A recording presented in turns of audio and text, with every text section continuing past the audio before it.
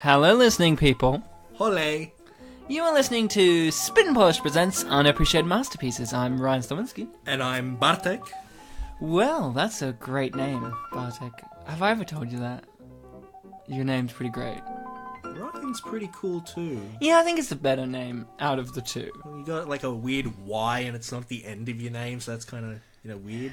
Well, is it though? It's like an ending letter and you got like second letter, like halfway through your name, you got a Y. You could end it right there. Rye. Why don't we put it at the end? Like, it'd be Rennie. Hi, I'm Rennie. And this is Stimpy. Yeah. And we are Spin Polish, and we are presenting to you Unappreciated Masterpieces. Why we call it Spin Polish is because we are always spitting, and we are both Polish, as you could tell from our amazing... No, as you could tell you made it sound for spit, so... Well, you could just speak in Polish if you wanted, not just sing. Don't sing at me. Okay. Never do that again, ever. If I hear one more song out of you, boy oh boy, are we going to talk about films. I'm so sorry, Ryan. That's it, we're going to have to talk about films now. Oh shit, I sang again. What we do on Unappreciated Masterpieces, for those not in the know, for those... That was a not in all caps. That's an N-O-T in all caps. For those for those who don't know how to tie knots. Oh. And are in the know. We do feature-length audio commentaries for films that seemingly don't deserve them, but that's where we disagree. We say, hey, every film is an artistic vision that has been realized, and that's beautiful.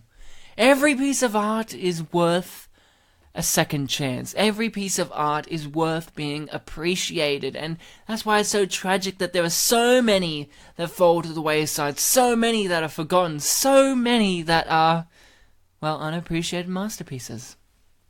I don't know. Freddy Got Fingered's got its, audience. Yes, that's why we're not covering Freddy Got Fingered. Well, Bartek, you segued pretty nicely into that. What are we covering? Champ. Oh, that was a segue? Yeah. Talk about Freddy Got Fingered. Freddy Got Fingered is the best segue. It always is. Put that on a quote. Does he get fingered?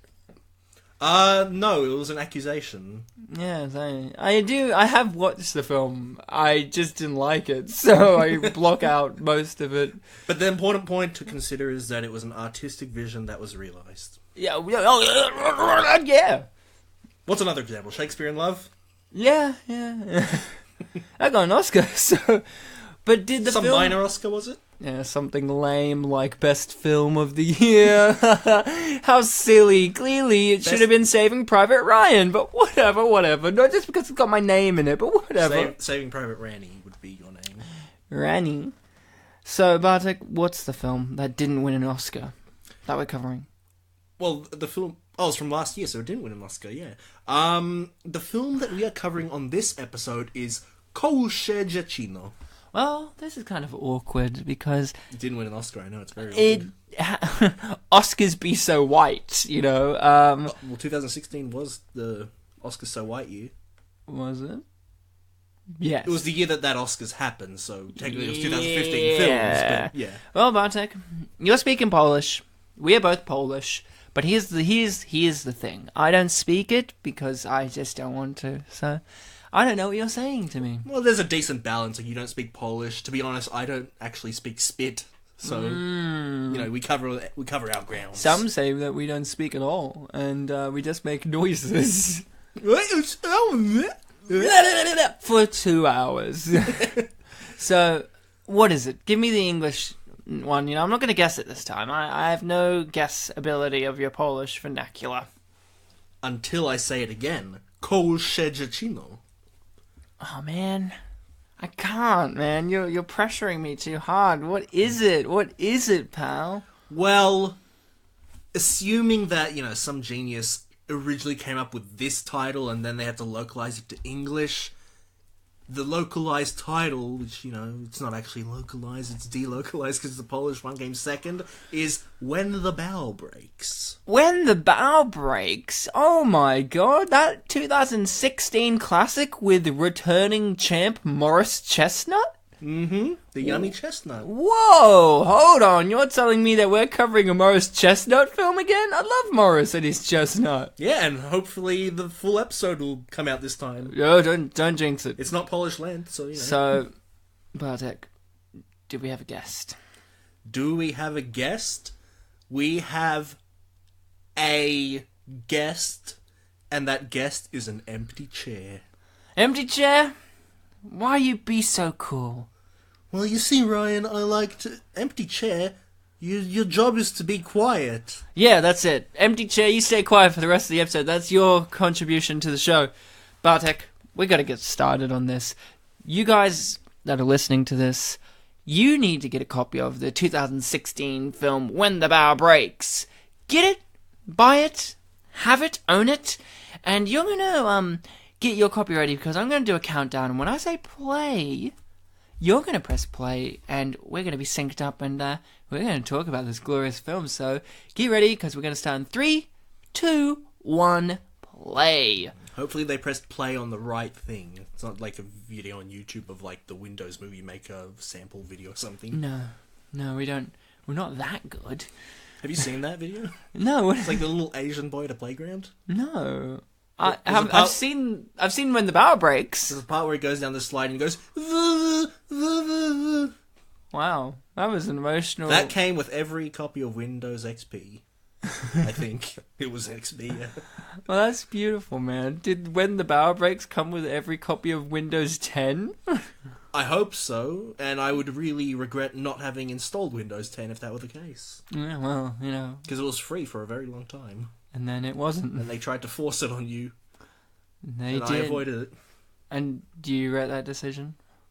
Yeah, I just said that, yeah. Yeah, you should regret it because this film is a masterpiece. Now, this is going to be the last in our entry of Spooky Horror Month for October. This film falls into the category of one of my favourite categories of genres, which is erotic thrillers. This is even more special, Bartek. This falls under the Screen Gems, who are notorious for making black erotic thrillers. Not black as in terms of dark content matter, but that's there too. But black in terms of, black actors are in it. Some of their films involve some actors of note, such as Idris Elba or Beyonce. And Morris Chestnut is a staple of these films, which makes me feel good, because I've seen him be a staple of my life in Like Mike, and now is a staple in my life again. That's 2 staples in my life. Yeah, you should, put them in a stapler so you can actually use those staples. I can't, man. They're locked in. And also you don't have a stapler. Exactly. Hey, John. Hey. Bartek. You're a fan of erotic thrillers. Don't tell anyone that, Ryan. Okay, I won't tell anyone. You can't upload this on the internet anymore now because I said that. Episode's banned. And all the fans are like, gosh darn it, why do all the Morris Chestnut episodes not come out? Because he's too hot to trot. Now, I was going to lead into, you're obviously a fan of erotic thrillers. You're the one who said you love them, but I'm the fan, yeah. You're the fan, you love them. You love them so much that you're a fan. There you go. I love them so much I need Ryan to express it so that they know it's serious. It's serious time now. Now, Bartek, what I'm going to ask you is, what is it about erotic thrillers that makes you aroused and thrilled? The sexual content, primarily. Is what makes you thrilled? Well, the aroused part. Okay, what makes the thrilling parts are what thrill me. Oh, okay, that's pretty good. That's pretty good, Bartek. I was going to say... I'm a bit weird like that. I'm going to say the dead cat aroused me, and it thrilled me too. They should have, what's the word? They should have stayed on that shot for a bit. Oh, see this gentleman in the grey suit there? I think this is his so white. 3rd time appearing on the show. Oh, really? The black guy. Look, Ryan, all these white people look the same. The black guy, he was in the tuxedo as Jackie Chan's friend at the start that you thought was going to be in the movie. Oh, wait, we're actually talking about the black guy. Yeah, the black guy. Oh, for some reason I really thought we were talking about the white guy. I was talking about the guy in the grey suit. Yeah, the tuxedo guy, wasn't he? Was he Jamaican? Yeah, he was Jamaican Yeah. in the tuxedo, and he was also the doctor in The X. Yeah. Who went to the doctor in The X? Well, there was a few times that they went to the doctor in the film The X, at the hospital at the start. Oh, of course, a child was being born, right? Exactly. Yes. Talking about children being born, great segue, Bartek. This film's all about pregnancy and how cool it is. Everyone wants to get pregnant in this universe. You know, Morris Chestnut wants to have pregnancy. You know, Regina Hall wants pregnancy. You know, the girl, she wants pregnancy. Even her boyfriend wants pregnancy. Everyone's down for getting pregnant. Well, to be fair, the boyfriend's got a bit of an ulterior motive, but He's down for it, though. It's achieved through pregnancy. Bartek, Yes. we've all got ulterior motives when it comes to pregnancy. You know, even Morris Chestnut, and he's a saint. Did you know that he's a good guy? Did you know that he's a good guy? If you didn't, the movie will tell you, but I want to tell you, he's a good guy. If I could make a bold reference to last week's episode, I think David has some competition. Oh boy, we've covered Unforgettable and When the Bough Breaks, both of them very similar films in terms of they both have two great guys. Yeah. They're wonderful, they're good guys. Yeah. Great guys. Here he is, the boyfriend. He doesn't like quiche, is what I'm imagining. Quiche isn't that great, but... Well, yeah, have you tried her quiche? I haven't, to be fair. Oh, she's hiding the tag. Uh-oh. I liked how Regina Hall could see the tag that's behind the woman's back. Like she saw that and was like, Maybe there's a secret, system of mirrors. I'll be honest, when I first saw it, I didn't know what was happening with that. I thought that she was just, rubbing her shoulder, and Regina Hall gave her a look like, uh-oh, she's got a weak back. She's like, oh my god, I don't want her to have my baby, she's got a weak back. Well, with me, I always I had the sympathy for her because, sometimes you have those, cramps? Not aches. not the tags, but the things at the back of the shirt that says 100% polyester. They're tags. They still count as tags. Yeah, well, not like price tags, but yeah, sometimes you get those really itchy ones. Oh yeah. So I was just like, she's just adjusting it. Yeah, well, we've all adjusted to the tag now. Bartek, what's your history with this 2016 film? I heard of it, not just from you telling me about it, but also I believe I read about it in some of the comments from last week's episode. Oh, good. Saying that this film, that film was similar to this film because this film's a year older than that film. Yes, it is. That's true. Which, just to be clear, audience, Ryan wasn't just throwing out a random adjective. That film was called Unforgettable. No, I wasn't just saying that randomly. Oh, this is a very important scene. You see, here, the guy, the boyfriend, who's the character of Shades in Luke Cage, this guy just loves being the antagonist in black central dramas. I don't know what it is. I guess he just hates black people. So Shades from Luke Cage is giving a very important lesson here, which is have curtains.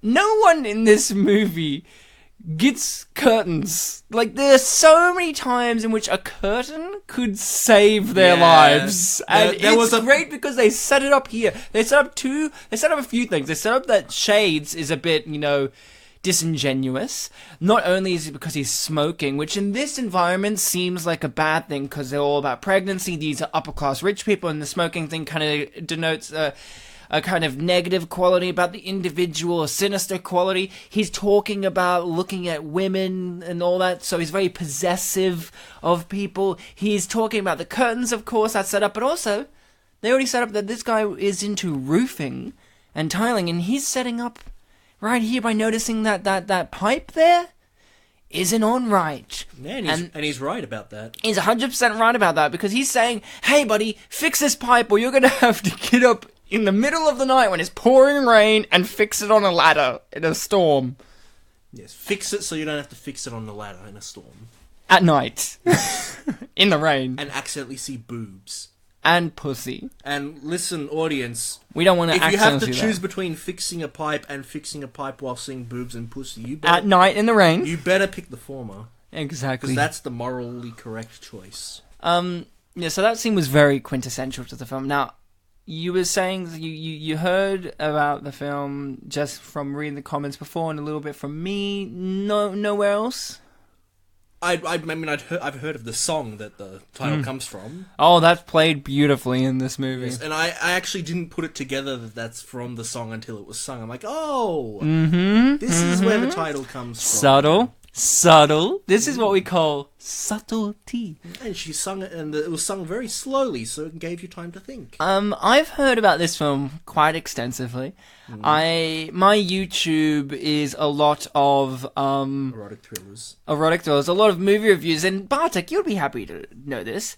The first person I heard it from was Cinema Snob when he covered it in midnight screenings, he loved it. I noticed that it was an hour long. Yeah. And the other one, worth, if you are interested outside of listening to our amazing commentary, is Double Toasted on YouTube did a really great review in which they described it as, more of this black foolishness, and I love it. And, yeah, so that's my history. So I really wanted to cover this film because I am a big fan of the black erotic thrillers, but I've never watched one. I've always wanted to watch one. It's a concept that you're really behind. It's one of those things that's like, I feel like I need a reason to sit down and watch them other than I just wanted to, and I feel like having a podcast that covers unappreciated masterpieces, and this is an unappreciated genre. I mean, whoa, that's like my mind blown. Yeah, well, just to let listening people know, Ryan did like a physical thing of his mind being blown. My mind being blown, if you want, imagine the physical thing, and it kind of sounds like this. That's my brain popping on the inside, and my hands went boom, my fingertips on my forehead, around my temples, and then I just let them fly into the air and wiggled them about. They didn't hit me in the face or anything, so that's, Talking about wiggling things about. They're gonna put an embryo, the last embryo, which I think would be a great name for this film as well, the last embryo. Yeah. And then, okay, the poster for this movie is really good, where they have the evil psycho bitch in the red dress, laying on, and the dress kind of drips down into the blackness. I think another one, if it was called the last embryo, would be like a little like what do they call them? Not fetuses. Yeah, fetus, I guess. Or what do they call them when they're actually inside a woman? They have a different name. I believe an embryo is what it's called earlier on, and then it becomes a fetus. There's a name in between, but like one of those, and it's just of Morris Chestnut looking afraid, and it's in the belly of the psycho chick. That would be a great poster. Yeah, that would be a great poster. A little bit of a disturbing thing for this erotic thriller. This, as we call it, like a spooky, dark film for this month. Oh, this film is dark, and not just because of the skin tone of the actors, but of the themes. Because, Bartek, pregnancy. Okay, let's get serious now. We've been a bit energetic, but this is a serious movie as well. It does have lighter moments, but this is a very serious thing. Pregnancy is played around a lot in this movie. It is the anchor point of everything. It's the reasoning why she has so much control, because the storyline, for those not in the know, is Surrogate goes crazy and takes over their lives and starts harassing them and wants Morris Chestnut to be her lover and wants him. And he's in a perfect marriage, he's a perfect guy. We already say he's a great guy. Yeah. Good guy. Good guy. Not great, good. Good denotes, that means something different than great. And pregnancy... The gooderest guy. Bartek, with pregnancy... Yes. What's your kind of personal views on pregnancy? Like, how do you hold it, like, the concept of pregnancy? I'm not really sure what okay, well, you know how some people would say pregnancy is just like a natural thing, but then there are some who would say it's like the most important thing in the world because it's the joy of carrying a life and all that. So I'll go with me first. My understanding for pregnancy, being a man, that's why it's really good that we're covering this, because we're men. Yes. And this film's told through the perspective of a male character, and that's why it's okay. Because with us guys, this is part of my thing, with us guys, it obviously feels kind of weird to have any kind of opinion or feelings or theories or all that or beliefs about pregnancy. Especially if you're like a politician who's like making laws about it. But I'm going to make a law right now. I think it's good. Let's breed. I think it is the one of, if not the most important aspects of life. Like, for someone to... I'm not saying that people who don't want to get pregnant or can't get pregnant and all that you're missing out on that. Like, I'm saying, like, the ability to conceive and all that is one of the greatest things, if you want it, of course. It leads to what we call the next generation. Oh, I've heard of that Star Trek. Well, yeah, it's definitely people need to get pregnant in order for there to be more generations of humans. I don't really have that kind of spiritual thing where I find it like the most, like, sacred. Oh, like holy or whatever. The gods of pregnancy or whatever. But I completely understand the kind of, I guess... You see it in fiction and see it a little bit in life, that kind of frenzy and lunacy and craziness about a person when they are pregnant and about the people around them and how they react and all that. I understand it. I don't really do it myself necessarily. I've never been around pregnant people enough, but it was like, I get it. You're happy for this person being pregnant. Good on you. They're happy being pregnant, and if they're sad, I understand that too. You know, like, it's one of those things. I think it is a core aspect of being an individual, especially if, you know... And even if, you know, you're not really a big fan of pregnancy, we have this whole thing in society of, or even just as a life motto, tying back to The Godfather, this will become relevant, don't worry. I hope it does. Where he talks about, like, you know, respect is earned, not given, you have to earn it. And in society, we sometimes have this whole thing of, like, oh, you know, respect elders or politicians or whatever. And even on buses, they're like, save these particular seats for pregnant, disabled, whatever. The pregnant people, I think they deserve that kind of extra respect of, like, you know, give your seat to them. Don't fuck with them in a way that will, you know, make them uncomfortable or things like that. It's like, yeah, they're going through a 9-month period of carrying a life within them. Let's try not to fuck up that life. Yeah! And then you get, like, the whole issues of some... I guess I hear this more about America. They have, like, oh, you know, abortion laws and stuff like that. Yeah. They kind of take it a bit too far. Oh, you really want to... Bartek, you really want to talk about America when our whole entire shtick is that we're spit and polish and Poland is the worst when it comes to abortion stuff? Probably, but they're terrible with it. Yeah, I know they are. They're very. You know how there is two wings, the left and the right. They like the right one. I'm just basically pulling out the scope of how people think of pregnancy. I'm not necessarily saying we have to talk about it. But Bartek, what if we have all these beliefs that we have here, right? We hold them, like, this is what our beliefs are. And this is what our main character has this kind of belief to. John. You know, Morris Chestnut. He's playing himself. Mm-hmm. This is what Morris is also going through, especially as a male. I think it's also very important that we are both, obviously, men, and this is how we kind of perceive it from being the outside. Of course, we don't get to experience pregnancy firsthand, of course, but neither does Morris Chestnut. Didn't Arnold Schwarzenegger get to, though? Oh, you're right. I'm sorry. The world has changed. But what I'm saying is, nor does Morris Chestnut. He doesn't experience this. And I think what's interesting about this film is he holds all these beliefs and understandings and whatever as well. But when you enter in the fact that the carrier of the child is a psycho bitch, it can topple those beliefs and challenge you in many different ways and make you act out in ways that you never knew that you would. And that is what this story is about. Like, there are points in which Morris Chestnut and even the wife are kind of like, look, we want the child. Yes, we definitely do, but are we willing to go through this? Yeah. Are we? Is the idea of a child, is the idea of pregnancy, is all this worth this? Yeah, and they also throw out, like, the kind of 3 parties thing going on here with that whole cycle. There's the obviously the carrier, the psycho bitch. Mm-hmm. There's the father, the guy who gave the sperm, and the mother who cannot conceive, but she gave the embryo, yeah. And it's like, usually when we talk about, oh, we're pregnant, we're going to have a child, it's usually those two parties. Yeah. When you bring in a surrogate, and that surrogate's crazy and doesn't necessarily have the... well, she has an emotional attachment, but doesn't have...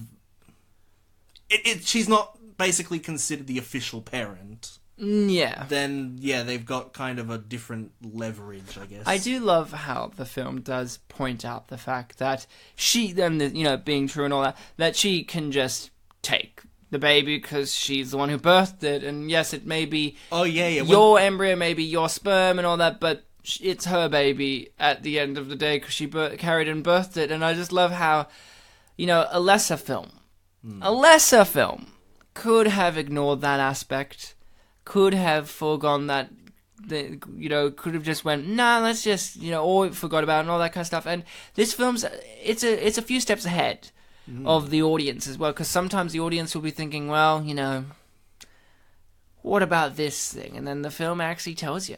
Isn't that great? Yeah, and, this film, amazing film, doesn't need to jump to an amazingly poetic explanation or anything like that. There's that one scene where, they were talking about, like, when does it become a kidnapping, and the guy just gives a blunt, oh, never. Yeah, very simple. Just this scene here, too, like, this film shows the tragic nature of the law and how it does and does not work. In this scene here, it's revealed that her partner, Shades from Luke Cage, has beat her and he's going to be arrested, but he's going to get bail out again. And the only thing to really stop him is if, he hits her again and she has to call the cops again. That's what the cop says. Like, nothing we can do unless, he makes bail, but if he tries to harm you again, we'll arrest him again. And that's it. Like, that's the cycle of the law. There's only so much that it can do, and that's why... Like, this scene is very important because it sets up the principle of things, this kind of continuing cycle of being trapped in an awkward position because of the law doesn't fully work in that kind of way that it needs to in the situation of the story. Yeah, and even back last week when we did Unforgettable, there was a whole thing about, the law not necessarily being on the hero's side because of misunderstandings or assumptions that is going on. It just goes to show you they're there to serve and protect, but when you don't have all the information, bad things can happen. And even similar thing happens later in the film where psycho bitch, what's her name? Laura? Anna? What was her name? Anna Walsh. Which isn't her real name either. Yeah, it's a pseudonym. She runs out of her house screaming, "He's hit me! Get him away from me!" And the police are like, "Sir, back off." Oh well, yeah, that's exactly right. Here's something I really wanted to talk about. That scene that just happened just now, where Shades goes all psycho and and he hit her, and we didn't see that. But did you think that was going to lead to anything in particular?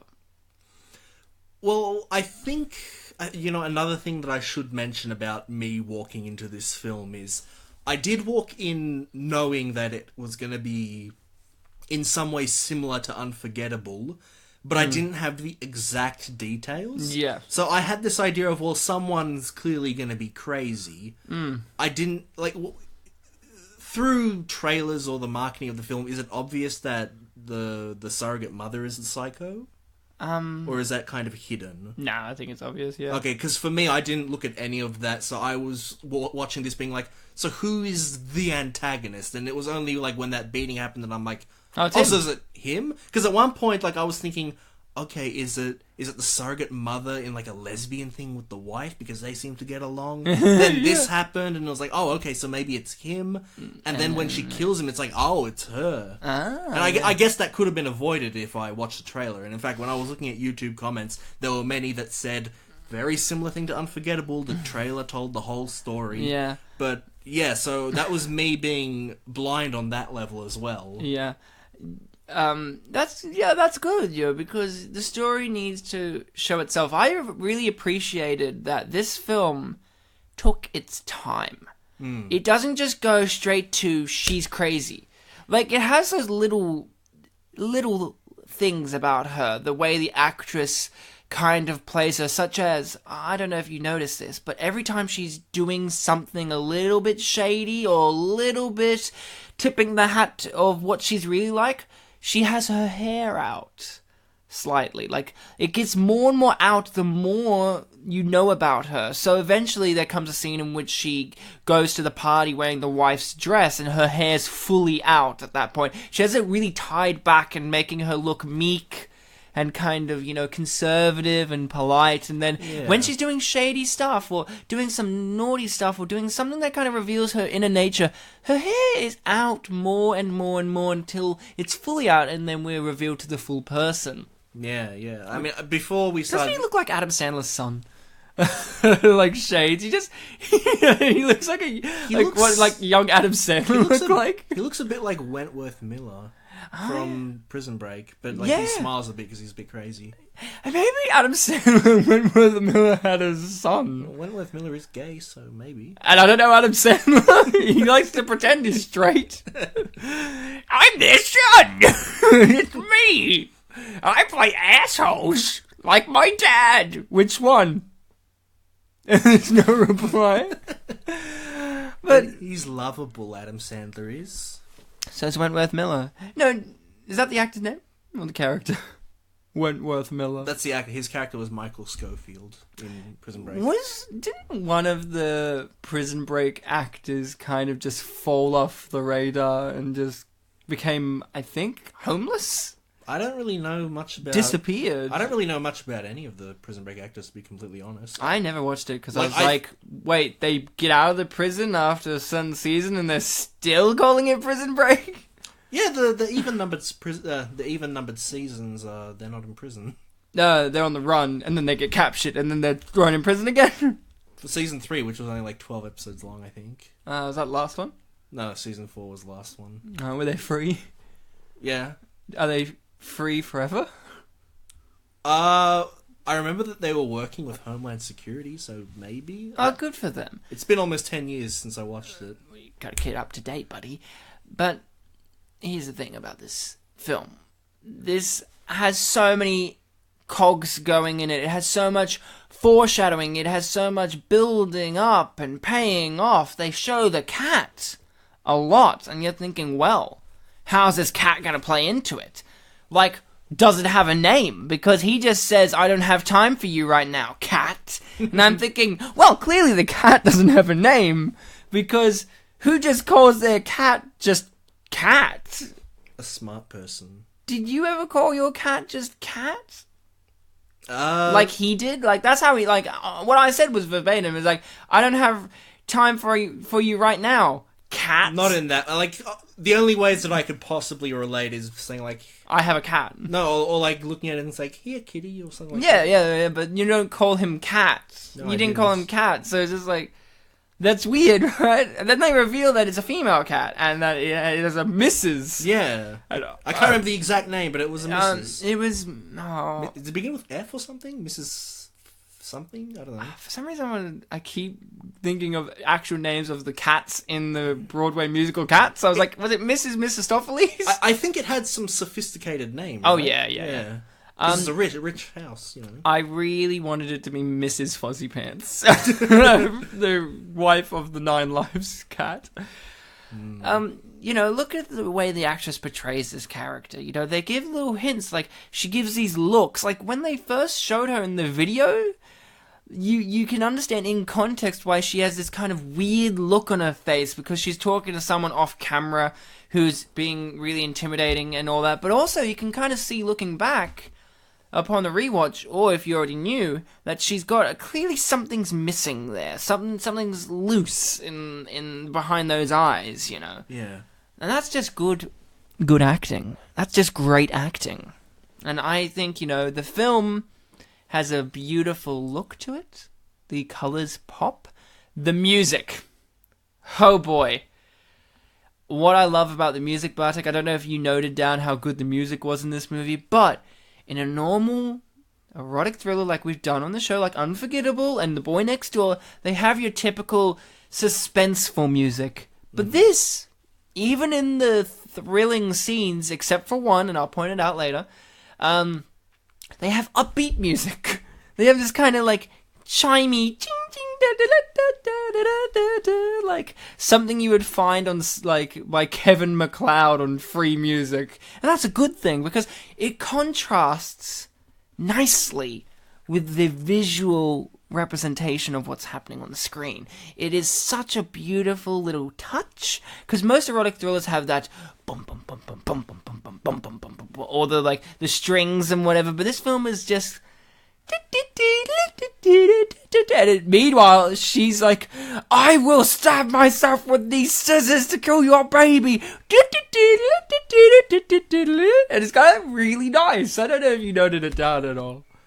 I wasn't paying as much attention to the music, but that is certainly something that would make this film stand out in the world of, I was going to say erotic thrillers, but I think cinema in general.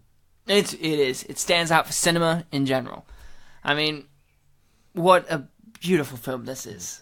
I mean, it's not like you're going the full silly of taking like the gonk from Dawn of the Dead, but you know, it's something like you said, Kevin MacLeod kind of like free sounding music. Yeah, something that you're not expecting. And I think going simple but also unexpected is a unique way to go about it. Yeah. Now, you went into this blind. I knew that she was going to go crazy. Did the build-up... Was the build-up worth it for the payoff in the end? Because it is a surprise. It was a genuine surprise for you to learn that she was the antagonist. Yeah, well, and yeah, especially since what I assumed to be, you know, that one twist of the film being that she's working together with her boyfriend Mike, or whatever you call them, Shades. Let's call him Adam Sandler Jr. So Sandler Jr. Adam Schofield. No, that's the character. Adam Miller. Let's call him Wentworth Sandler. Wentworth Sandler. W.S.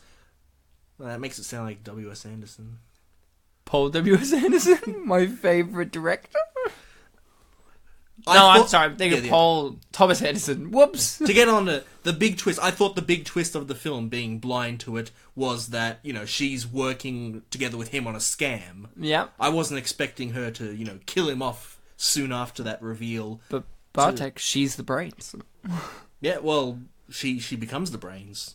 She was the brains. That's the other twist. She was the brains all along. Yeah. Yeah. But I thought, yeah, the scam was going to be the big conflict of the film. Not so much that's kind of not really a red herring, because it is important for a while, but it is very essential because she still uses the scam idea to be the threat at the end still. Well, yeah, she continues the idea of threatening, but it's not so much that she's after money. Because she legitimately falls in love with our hero. Morris Chestnut. But I just want to point out, this was a sequence before when she was in the bathtub. Fun fact, not the only time she's in the bathtub. I was like, oh, okay, this is when she's like revealing to be crazy. Because I love this. She's reading a self-help book. And it's just like, be yourself, be the real you. And I'm like, oh no, the dark arts of self-help are at it again. And I turned to my girlfriend, who's very much into reading those kind of books. I just went, see what happens when you read these? You become a psycho bitch. And I think really deep down, during some of her psychotic moments, she recites those words from the book. And I think like it is a real testament to writing in general that they included that. Like, she has her she's not just crazy, she comes from a very disturbed background, whether that background that we learn is true or not, because this character is known to be a deceiver. I think it's really telling that the character has an ideology that is built on self-motivation and self-preservation, but it is conflicted with the fact that she is dependent on the love and attraction of Morris Chestnut. Yeah, and also with that scene there, that kind of contributed to my idea of like, is she in love with the wife so much that like she's wearing her clothes and like rubbing up against her clothes? Like, I that was still where my mind was at that point. Dude, I would love it to turn into a three-way at the end, where the wife's like, look, I love that scene near the end, I'm just for that reference, look, you have to do what you have to do. Just don't tell me about it when you're done. Yeah. And I'm like, 3-way? That's what he should have said. 3-way? And she's like, no, she hates me. But have you tried a 3-way with her? That would have been...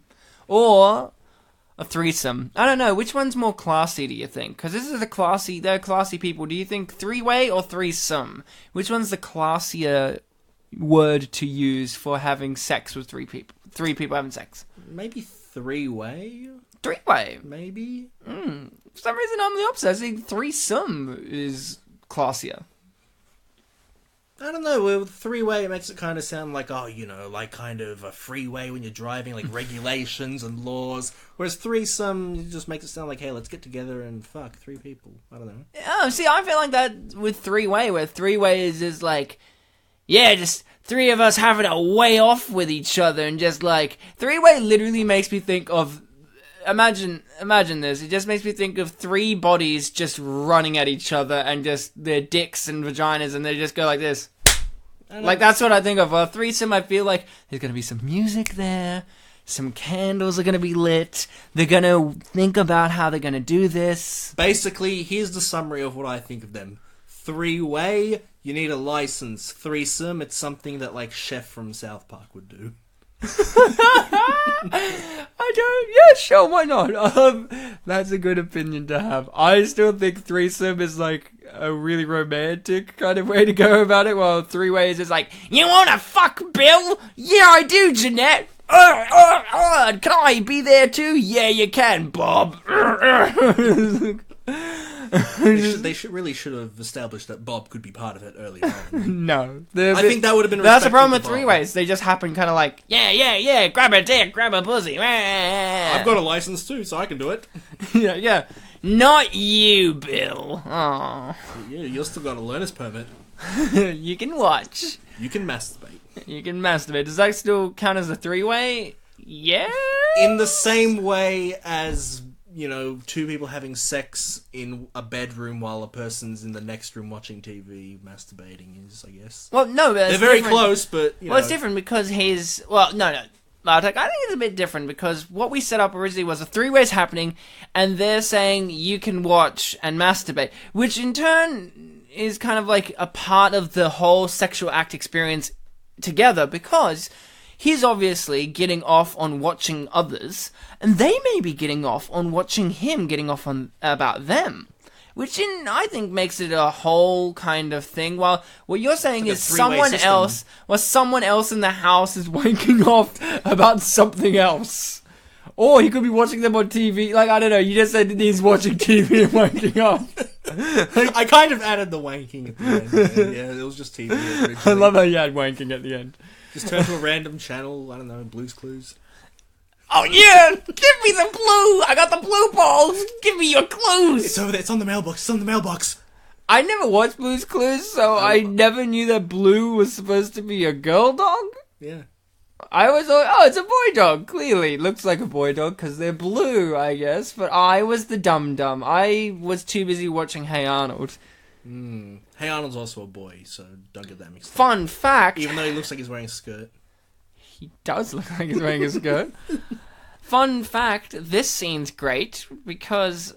Oh yeah, the big reveal, as I thought it was going to be. Is, they're scamming. Biggest. See, I thought with the earlier scene, and his character in general, I thought he was jealous about Morris Chestnut. I thought he was kind of like feeling like he first saw her being dropped off, and he was like, Morris Chestnut was holding her arm, and he kind of was like with the dog, and like I thought, if you're in the perspective of his character, he may have a jealousy towards Morris Chestnut, thinking he's encroaching on my woman, he's impregnated her, and now he's kind of like, who knows what he's up to kind of thing. So, and I thought, okay, he's an overprotective, jealous kind of guy.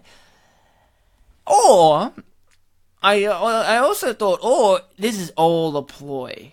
Beating her so that she can then be brought into the home, then to make them trust her even more kind of thing. But then in the end, it just turned out I was wrong. He's just an asshole. And sometimes that's good. Because in films, in fiction, we can overanalyze a character. We could put, the writer and the audience could put too much into a character.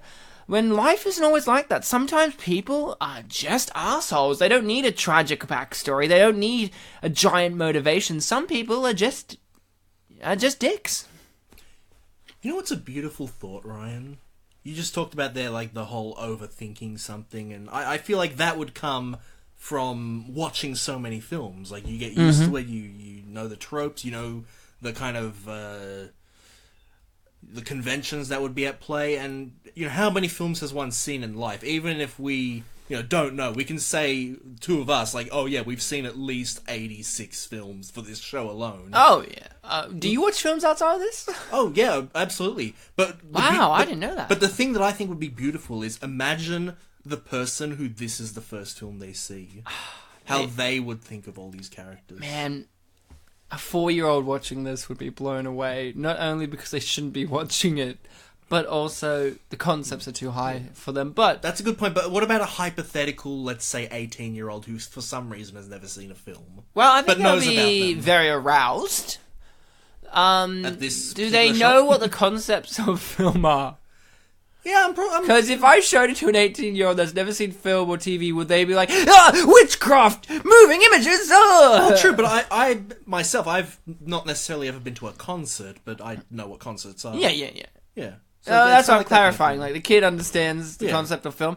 I think he would be aroused, if it's a boy especially. I think he would be aroused. I think it may make him uncomfortable, but that's the nature of the film. Not every film is about leisure. Well, yeah, they'd be uncomfortable. They're still getting over the fact, like, oh, Morris Chestnut's walking towards me. I should get out of the way. Well, oh no. It's like, that's his train pulling into whatever station from 19 whatever. Exactly. Also, this gentleman here was also in The 40-Year-Old Virgin as well. We haven't done that on the show because it's too good. But I just want to point out what a legend this guy is. He's done 50 things, I think, and they're all great. And he's great in all of them, especially this film. Like, he has a minor role, very minor, but very essential role. Well, 50 is bigger than 40, which is in 40-Year-Old Virgin, so that's... well, he was up to 40 when he did 40-Year-Old Virgin. Yeah. And now he's up to 50 with this. Isn't this tasty? Bartek, I just wanted to point this out. Did you think it was peculiar at all that they never let anyone know that they were having a surrogate until push came to shove? You know, I hadn't really thought about it, but now that you mention it... Because they pretend that, oh, it's my cousin or whatever. It's like, why can't they just say... See, I just interpreted that as being like a on-the-fly excuse when she turns up to his workplace. Yeah, but why? But now that you mention it, yeah, if he'd never established that, you know, we have a surrogate, then he wouldn't have to come up with that on-the-fly excuse in the first place. Well, I think it's an off-screen kind of thing of the couple, because she's also not telling anyone. Like, she could have done it at this party, and I think she was about to, but then she came in the dress and she got a bit cranky about it.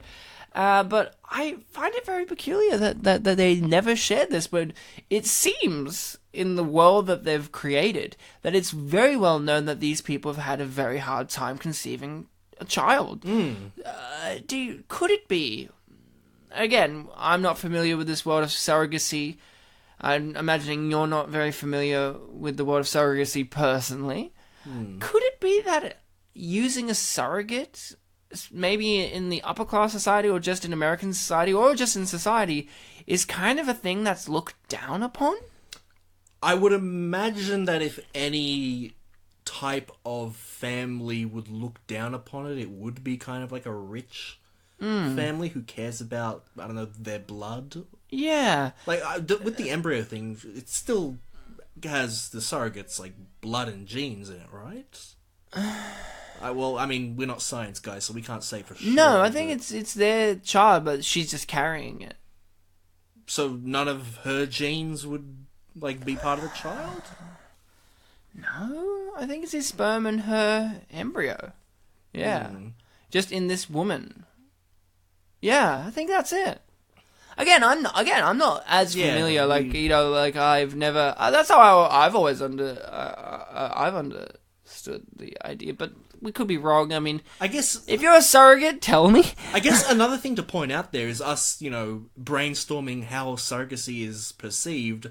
we wouldn't really have ever thought about that, I suppose. Like, I brought up the question and we both kind of don't have a solid answer. Yeah. So I guess it's kind of not I guess either it's not a common thing or it isn't talked about because of any preconceived notions. Yeah. Maybe it could have something to do with, like, the barren wife not maybe feeling inferior or, like, useless. I don't know.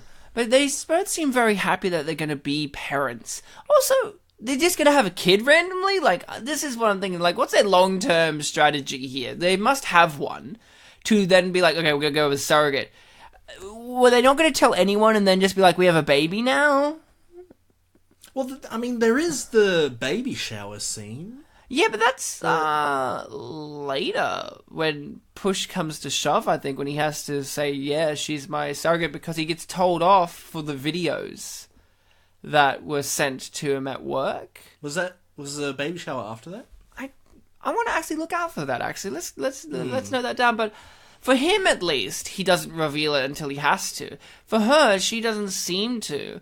Those were her family members, I think, as well, like, not her... It was a lot of people. Oh, no, it was his family. His family, as well. It was because his, I want to say, mother handed her the bear and was like, this is great-grandfather, father, and all that. Oh, here's one of my favorite scenes. I love this. Bartek, can we just please appreciate Morris Chestnut's facial acting throughout this whole sequence? He doesn't have to tell us with words what he's feeling and what he's going through. We see it in that face. This is a versatile actor. He can do stuff like erotic thrillers and children's films. Like that. Yeah, and he doesn't get covered in paint in this one, but he's certainly got a colourful range of emotions. Like, look, he's kind of looking here like, oh, I shouldn't be looking at this, but he keeps looking. And, like, it's not so obvious in this sequence, this moment in the sequence, that she's doing this on purpose, knowing that he's going to be there. Until... And he's like, oh no, I shouldn't be looking at this, but I kind of can't look away. And then, oh, this is the moment in which he realizes that she's properly crazy. This moment is when they see, and he's just, like, blown away. Look at him. So many emotions, and he doesn't fix the pipe. He was stepping down just... Look at his face. I thought... Oh, baby, I'm scared. He's scared. He's like, I just saw some titties and wouldn't it be surprised he saw a dick on her? That's why he's like, oh, boy. That would be a really big question I would ask the doctors that impregnated her at the start about. Well, maybe she's got both. But you were going to say something? I thought that he'd fixed the pipe just before he saw her. No, he just climbed up the ladder and then looked. He didn't even get to really wiggle it about. He just kind of wiggled. Maybe it was too dark. I don't know. I thought he just got on the ladder, wiggled it a bit, and then saw her and was like, oh boy. I thought it was just a thing of like, oh, just adjust it a bit and be fine, but maybe not. Maybe that's the big question of the film. Maybe that's why it's unappreciated. People don't know if the pipe was fixed. Yeah. And the sad thing, that's not even an important thing. So if that is the problem of the film, that's very stupid. Well, no, it's a payoff to a setup, so it's very important. Well, obviously, yes, it does contribute. But if you are watching this film and you're concerned about was that pipe fixed or not, your priorities are off. But I've got a major priority I want to talk to you about right now. Why do they have just vases that are full of lemons and oranges? There are vases. See? Those count as vases? You know what? No, that is weird. Why is it so tall? Why not have a bowl? They have a bowl to put his keys in. like, you know what I mean? Like, what would you call them? I guess you could call them, like, glasses. But they're a vase, right? Giant goblet? Glass goblet? No. They're just a vase. I guess I look, if someone who was a vase expert or vase, I don't want to get into this argument right now, came up to me and went, they're clearly not a vase. Did you not note the structural integrity of it? It's clearly a container. We're like, okay, I don't mind. Ryan, what about this for a hypothetical? let's say you and your girlfriend Rachel move to a new house. Okay. And I come to visit you first time at the house, and I'm like, guys, I brought you a housewarming present. Okay. And I bring you that thing, and I'm like, here you go. What would I do with it? And then, I hang out with you, then I go home, and then you're like, oh, fun time with Bartek, he's so great and handsome. And then you two look at the thing, and it's like, alright, now let's blank with this thing. Like, what would you do with it? Just this huge, empty glass thing? I didn't say what it is. You know what? If you want the honest reaction, I would legitimately... With my girlfriend, we would talk and complain about it for hours, being like, what the fuck are we gonna do with this? That's what step one would be. Then my girlfriend would Google it and determine five different answers. Okay. She would determine in her studies 5 different things that we could do with it, use none of them, and do something really peculiar with it. Like, my girlfriend, here's what she would do. She would... And this is what I would do, would just let her do whatever, because I don't care. I clearly don't care. I don't want this house. She would probably do something strange like, oh, I'm going to make tons of origamis and then shove them in there as an artwork in itself. Thing, yeah. That's what she would do. Just so that she could pass the time and feel like she did something with it. And then you would come and be like, no, silly, it's for lemons. And then we would be the fools. No, I mean my girlfriend, because I was not involved. A week later, I'd come, I'd visit you, we'd hang out the whole day, and just as I'm leaving, I'm like, by the way, I don't get you with the present. Then I'd just leave without saying another thing. It's no, here's the real world. This is going to be the real world. You come here, you're going to leave, and you see that sitting on the bench near the table, near the door, and you see it full of origami, and you go, oh, that's what it's for. That's what I see happening. Legitimately, you'll be like, oh, or something like, oh, okay, like, that's what you do with it. Or another thing, I come, 1 week after giving you the present with a bag full of lemons, I'm like, hey, I got you a thing, and then I see what you're doing with it, I'm like, great, now what are you going to do with these? And I leave angrily. Well, Bartek, you know what they say. When life gives you lemons, make out with the lemons and leave. Or when Bartek gives you lemons, No. When Bartek gives you a vase, use lemons. No, when Bartek gives you a thing that you think is a vase. Glass container. When Bartek gives you lemons, it probably means that he gave you something earlier for you to use the lemons on. Oh, I just want to point out something. This film must be set around... Am I a fool? Is this film set around Halloween? Because on their fireplace, they have a giant pumpkin above it. So is this a Halloween movie? Is it in a vase? No, it's just a pumpkin on its own. Oh, it might be Halloween. It's near vases, if that makes you feel any better. Well, now that brings it all into question. That brings everything that you knew... Also, is that just a giant map on their wall? No, that's a whiteboard, isn't it? Is that a whiteboard? Or is that a painting? No. It's it's like a poster thing, like, because it's got the creases and stuff. So it's kind of like, what is that? I thought it was just like I don't know what that is. I thought it was, I don't know anymore. This film has great mise en scène. Like, this film really. Well, we already know about that because of the vase glass things and the pumpkin that represents Hallows Eve. All of it. Or the harvest, I don't know. That's what... Oh, the scarf. I like how you have to hide it. Like, why? The wife's like, what do you got behind him? Scarf. It's like, I know what that scarf is used for. One of the best things I've ever heard about this movie is from pretty much all the reviews. Most of the reviews point out, it's like, bitch, this ain't real. If that was a real black wife, she would be like, honey? Like, what are you hiding behind your back? And then, like, he would have to, like... show her the scarf, and then it would just be hours of arguing. Like, that's what most of the reviews, like, are just like, please, like, she wouldn't notice the shifty shit he's getting up to. I thought this was a dream sequence to begin with. I'm like, ooh, okay, she's dreaming about drinking and then getting attacked, but then it was real. It was a real thing. Also, Bartek, editing is an essential aspect of film. This has beautiful cinematography, but it has my favorite cut in a movie, and I mean this. Yeah? You're going to see it in a moment.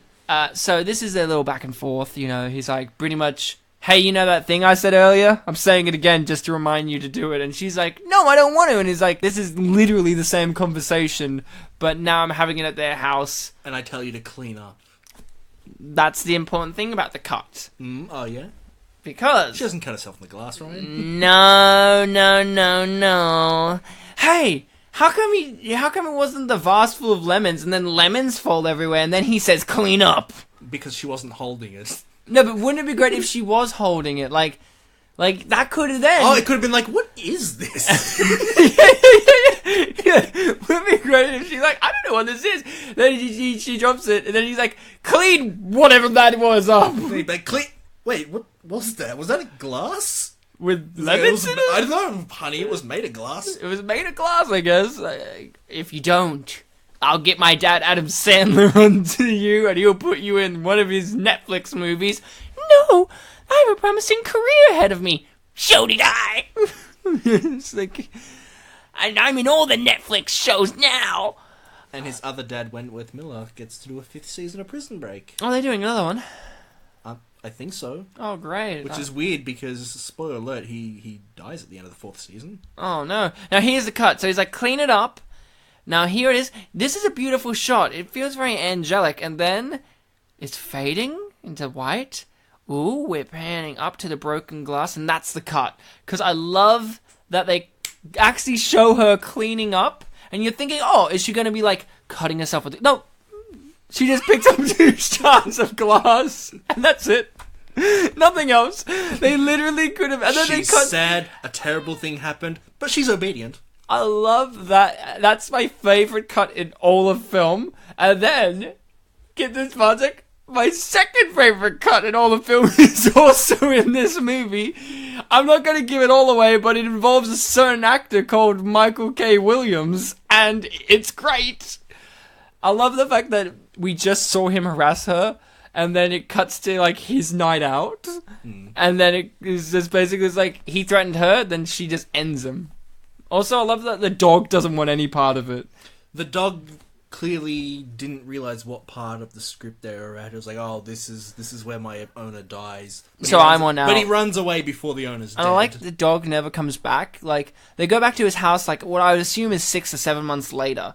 And the dog's not there? I imagine, Ryan, there would be some smart-ass riffers watching this film blind and being like, oh, clearly it's a gated community, so they have, like, a dog patrol. Oh, clearly this is Chekhov's dog, just wait. He's gonna come back later. Little did you know, it was actually the Chekhov's cat in the movie. It was the red herring dog, yeah. Yeah, he's the red herring dog. You know, there's a dog in the first act, and then he never comes back again. Dude, what if... And I don't know if any film's ever done this, but... Stab someone? Yeah. No, what if... Wait, films have had people stabbed? I know, it's a surprise. It's one of the first things that they did on film, actually. Wow. Whoa. No, but what if you have a Chekhov's gun that is literally a red herring? Oh, I thought you were going to say a Chekhov's gun that's literally the dead body of Chekhov. Could be you have him molded into, like, they've carved his bones into a gun. Like, what if at the end, like, you know, it's like, oh, look at my red herring. His name's Frank Pete. And then later on, there's a vampire that can only be killed by red herring. Oh, I like it. I like that he's clearly there, and then later, they can't see the dead body that should be, like, directly inside. Like, they're flashing lights down later, and they have to go all the way down to see him. You know, idiot me. For some reason, I thought she threw him off the stairs in front of the porch. Like, outside on the street. But now I realize, oh, wait, it's the basement, clearly. Yeah, clearly. Here, she's going to quote the self-help again. I am happy. Yes, she is. Bartek.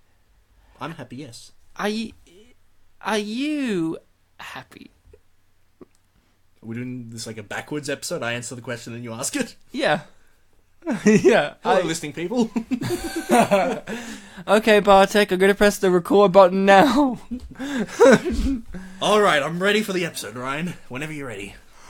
Oh, that was a nice sleep. I can't wait for the podcast with Bartek later today. Ryan, let me in. Fucking what? I went from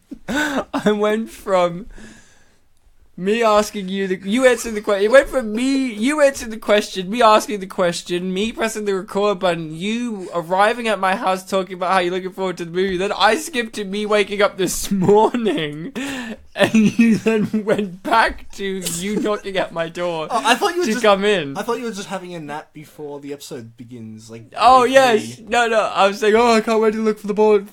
No. You know what? I'm the fuck up because you skipped to last week's podcast. Oh, and I'm the fool. And then no. Go with that again.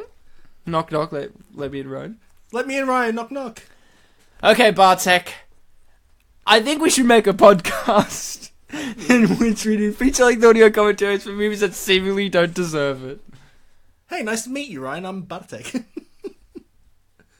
goo gaga, goo goo gaga, goo goo gaga. It's a boy, Mrs. Sliwinski. Oh, Bartek, we're so happy that you... What month were you born in? September. June, July, August... Oh, Bartek, we're so happy that you're 4 months old now. I like with that one, you didn't go further back in time. You went the exact same time in September just to prove that you're also older than me. It's not like you went to like your conception or the birth of the universe. It's like, no, that's when the time skipping stops. It stops where you were born. Also, yeah, that's a good point. Morris Chestnut rocks 3-piece suits. Tasty. He was born before us too, so I should have gone to his birth. Well, was he?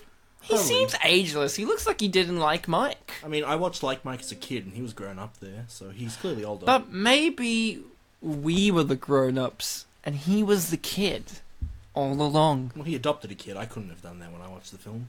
Well, you can now. Yeah, I can now. See? And he's still an adult in that movie. And, guys, let's be honest. Wouldn't an adopted kid be lucky to have me as a dad? You know, this film really could have all been solved if they were just willing to adopt. It's like, you know what? Screw surrogate parents. Let's get a foster parent. And a Walsh on line 2. Could I ask, with when they bring up the videos that they've seen them in, you know, he's about to get in trouble, when they mentioned the whole thing of, like, she was going to see like a doctor that... She was seeing, for her checkups and all that kind of stuff with the birth, she was seeing she was using the medicine and all that stuff that they are taking that to court, so it makes him look bad. Was that established before then? Yes. Okay, yes, it was, but very subtly. It didn't have as much focus, I guess. So it was called subtlety. So a subtle bit of Chekhov's gun. Yeah. Why are you lying to me? And then she gives the biggest lie of them all. I'd never lie to you, John. But she's been lying the whole time, bro. You know what Kanye West said?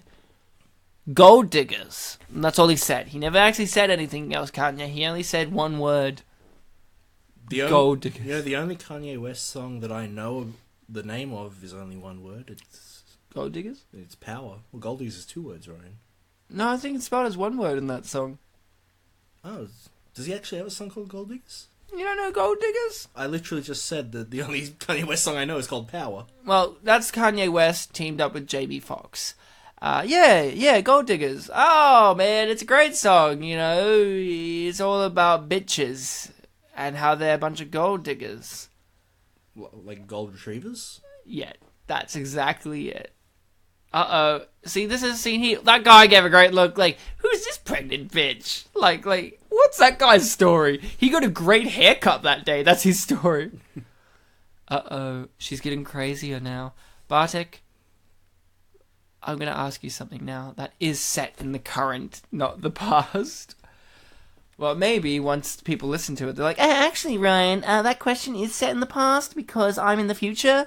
I say to you, good job. That was the question. Was this question in the past? And you nailed it. No. I'm going to ask you something now. With the film being called When the Bough Breaks. Yes. And you went into it blind. Mm-hmm. With a film title, they can really give you a lot about what the film is going to entail. What were you expecting with just, when you hear When the Bough Breaks? Were you expecting there to be a bough that would break. To be completely honest with you, Ryan, don't even really know what a bow is. Well, it's when you... Is it like a cradle? Yeah. Or the bow of a ship. Like the... Isn't that spelled differently? Yeah, but... Is it? Isn't it B-O-W? Bow? Well, I mean... Yeah, I know. When you're on stage, that B-O-W word is pronounced bow, but, you know... Maybe they just don't know how to spell.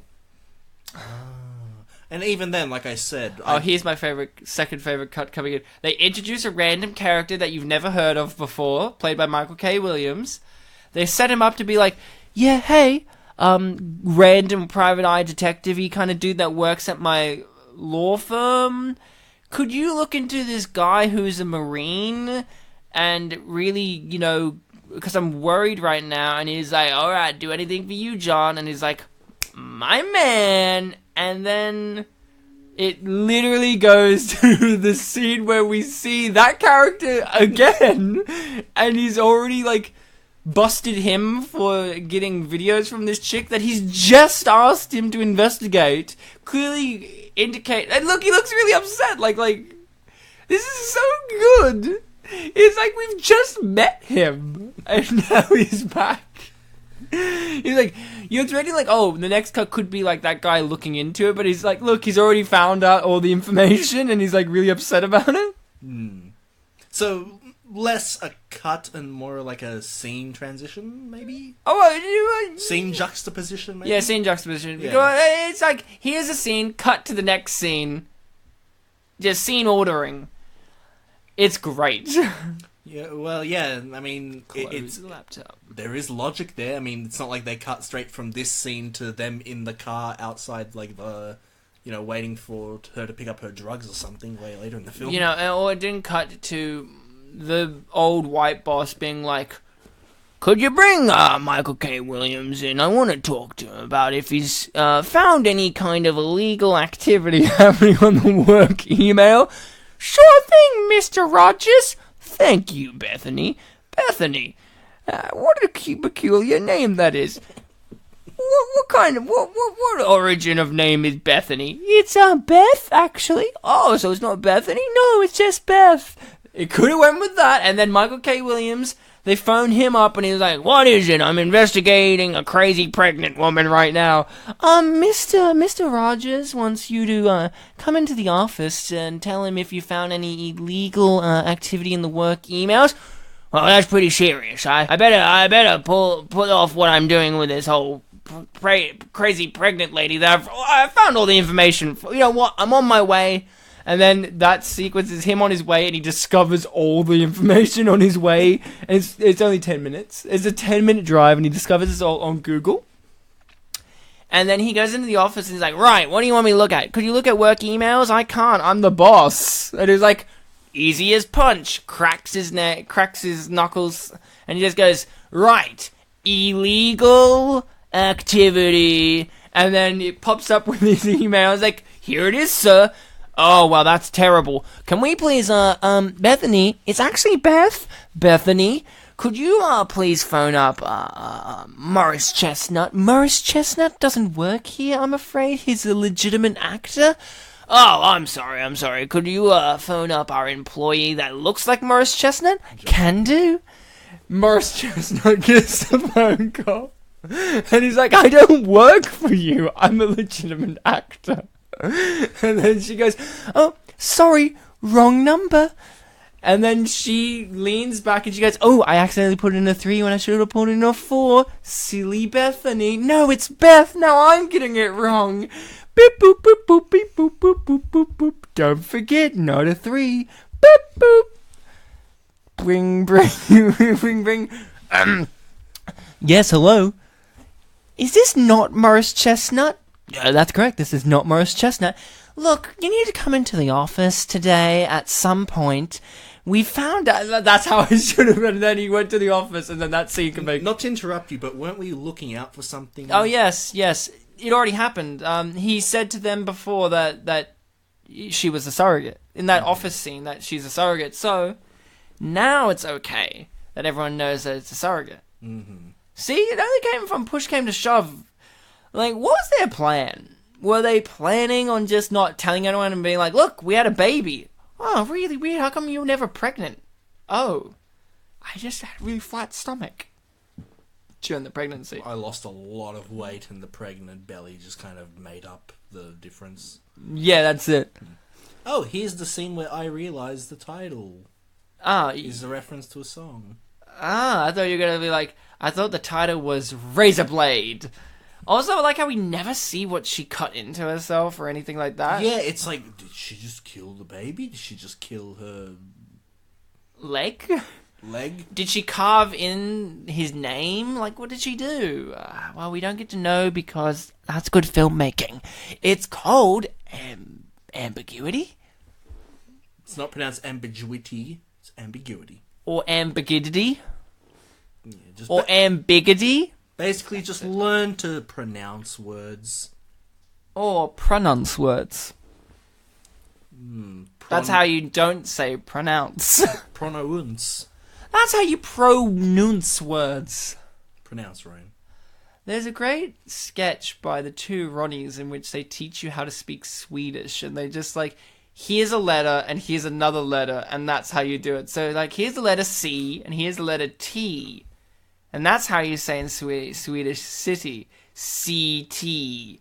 And then they do it with everyone that you can do, and then they get up to TT. And it's just like, and then they get stopped by like the network. It just goes like cuts to like broadcast not being able to be shown right now because he has like picture demonstrations as well. No, it was gonna be a titty. It was a woman in a bikini, and then he like put his hands on the breast. And it's like T, and then it just cuts. And that's how you pronounce things. If you want to know how to pronounce things in any language, watch the two Ronnies. They're going to teach you. But if you want to be thrilled erotically, also watch the two Ronnies. But also watch When the Bough Breaks. You might need something more advanced to learn Polish, though. No, they'll teach you how to speak Polish. I hope. The two Ronnies. It's a hard language. And they were hard men. Hard in, the... Bones, yeah, they had hard bones. I'm talking about the penis? No, I'm talking about bones. Sorry, penises. Peni. Well, it doesn't end with a US, it ends with an IS. Yeah, well... It's like cactus, it ends with a US. Cactuses? Yeah, and then it's weird because you've got the word campus. What about two campuses? Are they campi? No, they're hentai. Ah, a hen wearing a tie. Originally, the one word was hennis, and now it's hentai. Someone just accidentally dropped a T there. They were watching so many Ronnie sketches, like, the letter T is funny. Whoops, dropped it into the word. And then Japan's like, you know what, we can do something with this. Hens are like cocks, sex, I love this sequence here in which he manages to very, very well, sedate her crazy urges by kind of feeding into what she wants. What acting, man. But I want you to really talk to me, Bartek, about what happens next. Do you remember what happens after this scene? Like, this specific scene, it cuts. He's just, he's like, good night, and she's leaving. Do you remember what happens after? I remember it gets dramatic.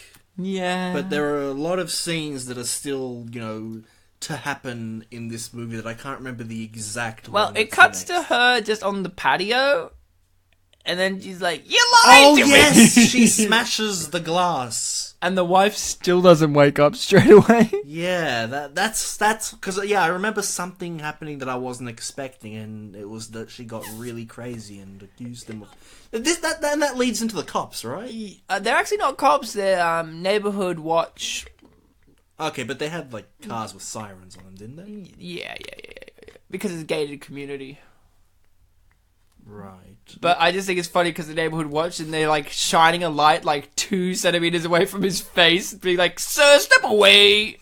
Earlier last year, I was having a walk around a park, and you got stopped by neighborhood watch. No, it was late at night. They're like, "Stop masturbating in the park, sir." It was after. Never. It was after midnight. It was like a policeman and his police dog. They were like on patrol or something, and he had a torch, and he was going to, like, play with the dog in the oval or something, and that torch was really bright. Like, I was easily between 50 and 100 meters away, and that thing almost blinded me when it accidentally shone on me. Wow. So, if he had something like that at that close range in his eye, then Morris Chestnut would be a blind man for the rest of this film. Well, he's not, because Morris Chestnut's retinas are stronger than yours. Yeah, I think that's what we get out of this. It's a good thing she almost slashed the art on the wall art with the knife. Or map. I mean, cartography is kind of an art, isn't it? Yeah, I guess you got me there. I just love how the scenes in this movie are very similar to The Boy Next Door in terms of things kind of just happen, and I like that. Like, why did he successfully sedate her crazy need, and then he opens up the door and he has a really sad, surprised look, and she's looking at him and she's like, throws the thing, like, why did that happen? And it's maybe because she realized, and this is a great thing about film, it shows us, doesn't have to tell us. Showing is telling, and it's showing us maybe she figured out that he was a liar. Maybe she just changed her mind and wanted to be a jerk. Only the filmmakers know, and even they're not right, necessarily. Maybe when she killed Mike became a part of her. Maybe she...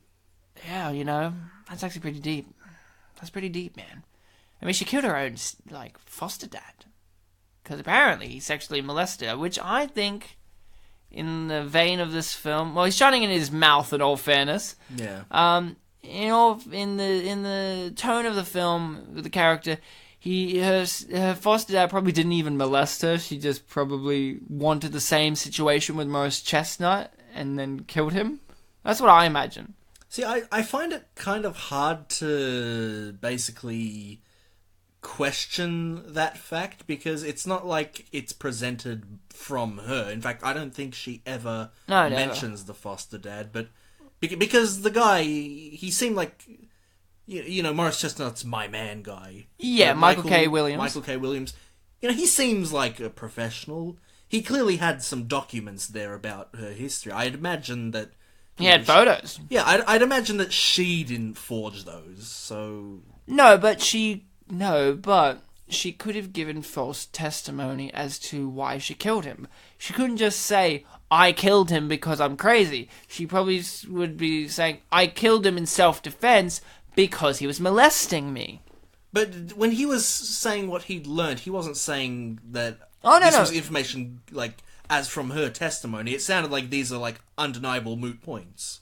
Yeah, but I think in the film's world, we've learned that the system is broken. Like, in this, they managed to miss the fact that she was a convicted, had convictions and was a completely different person. Like, the surrogacy people, we've already seen that the law is imperfect, and we've already seen multiple times that this character can deceive, lie, and corrupt to the point of self-preservation. So that's what I'm saying. I personally believe that this situation that she's going through right now had already played out once before, because, that's just kind of how it goes in these things.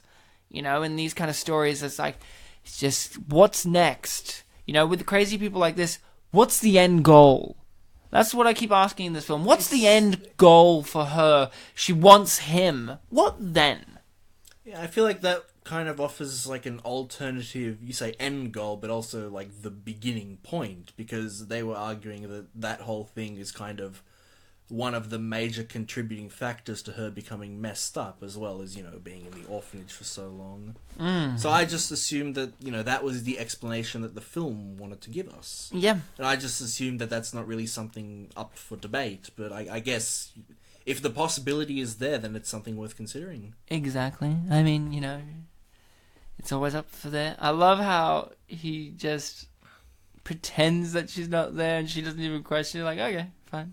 I'll take it. Well, he's bringing her into things. He's saying things out loud, being yeah, I'll meet you right now. He looks at the wife nods. They've got a system here going. Bartek, if you were in the wife's situation, would you be as headstrong as the wife is in this film. You're referring to the whole thing about, I don't care what you have to do, I just don't want to know about it. Mm-hmm. That's definitely... That was something that legitimately impressed me, because in a... I won't say lesser film, let's not... More conventional? In a more conventional contemporary film, you would have the character be a bit more jealous. But this film is mature enough to say, you know what? Things are conventional because they work, but this is a situation in which the most important motivation is getting a child back. Mm-hmm. And it's very firmly established, whether we just look at the fact that, oh, what a great guy he is, but the film wants us to know this is a happy marriage. They clearly love each other. He's a good guy. And I was even talking this to your girlfriend shortly before we started the episode, Ryan. It's established that they trust each other. When she asks him, is what she said true? Did you sleep with her and all that? He says no, she believes him. Yeah. So clearly... I loved that. Yeah, and what I'm seeing here is also... I know that you might have to do things that could be considered cheating, but I know that it's for a good... cause. Good cause. It's to get our child back. Do whatever you need to do for our child. I really like that. You've got this mother's love thing going for someone who's not even born yet, that you're not even carrying, and I think that goes back to the whole pregnancy thing. Like, maybe you didn't want to get pregnant, but you fell in love with the thing that's growing inside you, and when it becomes born, you'll be even super more in love with it. That's kind of the romanticized idea that I suppose pregnancy has in a lot of fiction. It's always like a never say never. Maybe you'll give birth to it and be like, I want to give it away, because that has happened. But that's a tangent. I think that her conviction is definitely probably one of the things that impressed me the most in this film in terms of things that I've seen that happen in films. Like, we're not going to play the jealous angle because there's something much more important at stake. And we've established that their relationship, as well as our central character, is very strong. I say that because I love that scene in which Morris Chestnut just said, okay, leave then. Because, sure, it'll break my wife's heart, it'll destroy her, but we'll be able to pick up the pieces, as we have had to do before, and move on. What will happen to you? You'll be a single mum and broke, with a child that's not yours. That's the kind of thing about that character. Like, he has such trust in his own judgment, but also the marriage that he's in. He knows that he could, at any point, tell his wife all these things that he's been hiding. And I think it's really well done why he hides the truth. Why he's playing cagey. And, when he does say, I didn't want the experience ruined for you, it's genuine because they've shown how much it means to the wife. But not in an overt manner where you go, okay, this feels like script writing where they have to show us, the audience, that the wife really cares about this a lot, so that's why the husband doesn't tell her. They do it in the right amount. Yeah. This is like a cake, this film. They put a right amount of icing on the cake. And the right amount. And they make you think like, oh, this cake, I've had a cake like this before. Then you buy it and you realize, oh, this is different. It's perfect. That's the difference. Its shape is perfect. The layering, the texture. I like you get a side shot of him and you can see, just how aggressive and forward his kiss was. I also really like that the film is subtle in editing as well, where it cuts away from what could be the sex scenes that he has with her. Does he fulfill the sexual act with her at all in this film? Maybe. We don't know. We assume. But it doesn't say necessarily. I mean, the actor portrays a grave amount of loss and sadness over his actions that we don't see on screen. But that doesn't necessarily mean that he did the deed or not. I think that's really good editing. It could just be the stress of putting everything on the facade. Yeah, and that's a part of it. Like, it's that ambiguity. It's telling us but not telling us.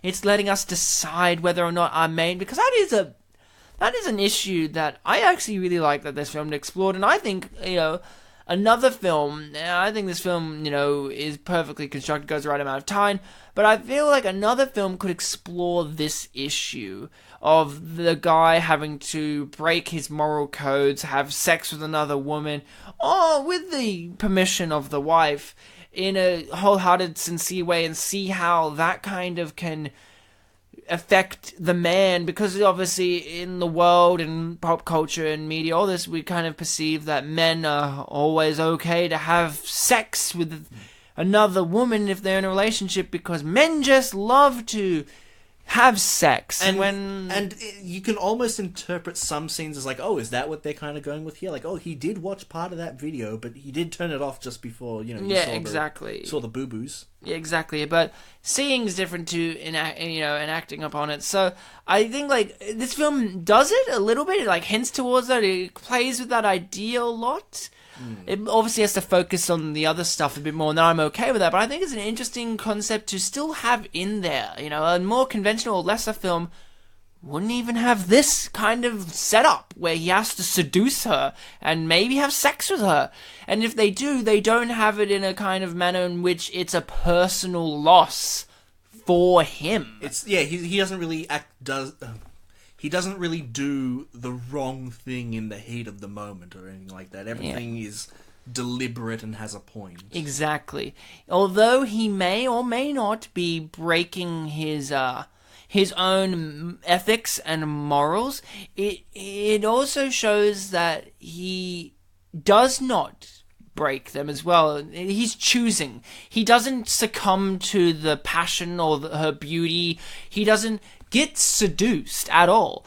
She is trying to, but he is wholeheartedly in love with his wife, and that is above all else, and he has to do what he has to do for her and for his future child. And I think that's a really sincere and sweet message to put into what could be looked down upon as a genre, which is erotic thrillers. They get looked down upon, but this has a really sweet, sincere kind of message within it, or theme, to it, especially with the main character. It's basically it's a deconstruction of a good man. Yeah, I know what you're saying, because how much can you remove from the man to still make him good? And the film, he's still good at the end. If we give this whole idea of alright, this is an erotic thriller, and there's gonna be a point in it where the wife basically gives him permission to do what needs to be done with another woman, you would think usually that this kind of permission thing would lead to it's a kink thing, have sex with a different partner. Yeah. But in this, they play it a very mature angle on that. Yes. And, even before the permission stuff, he has opportunities.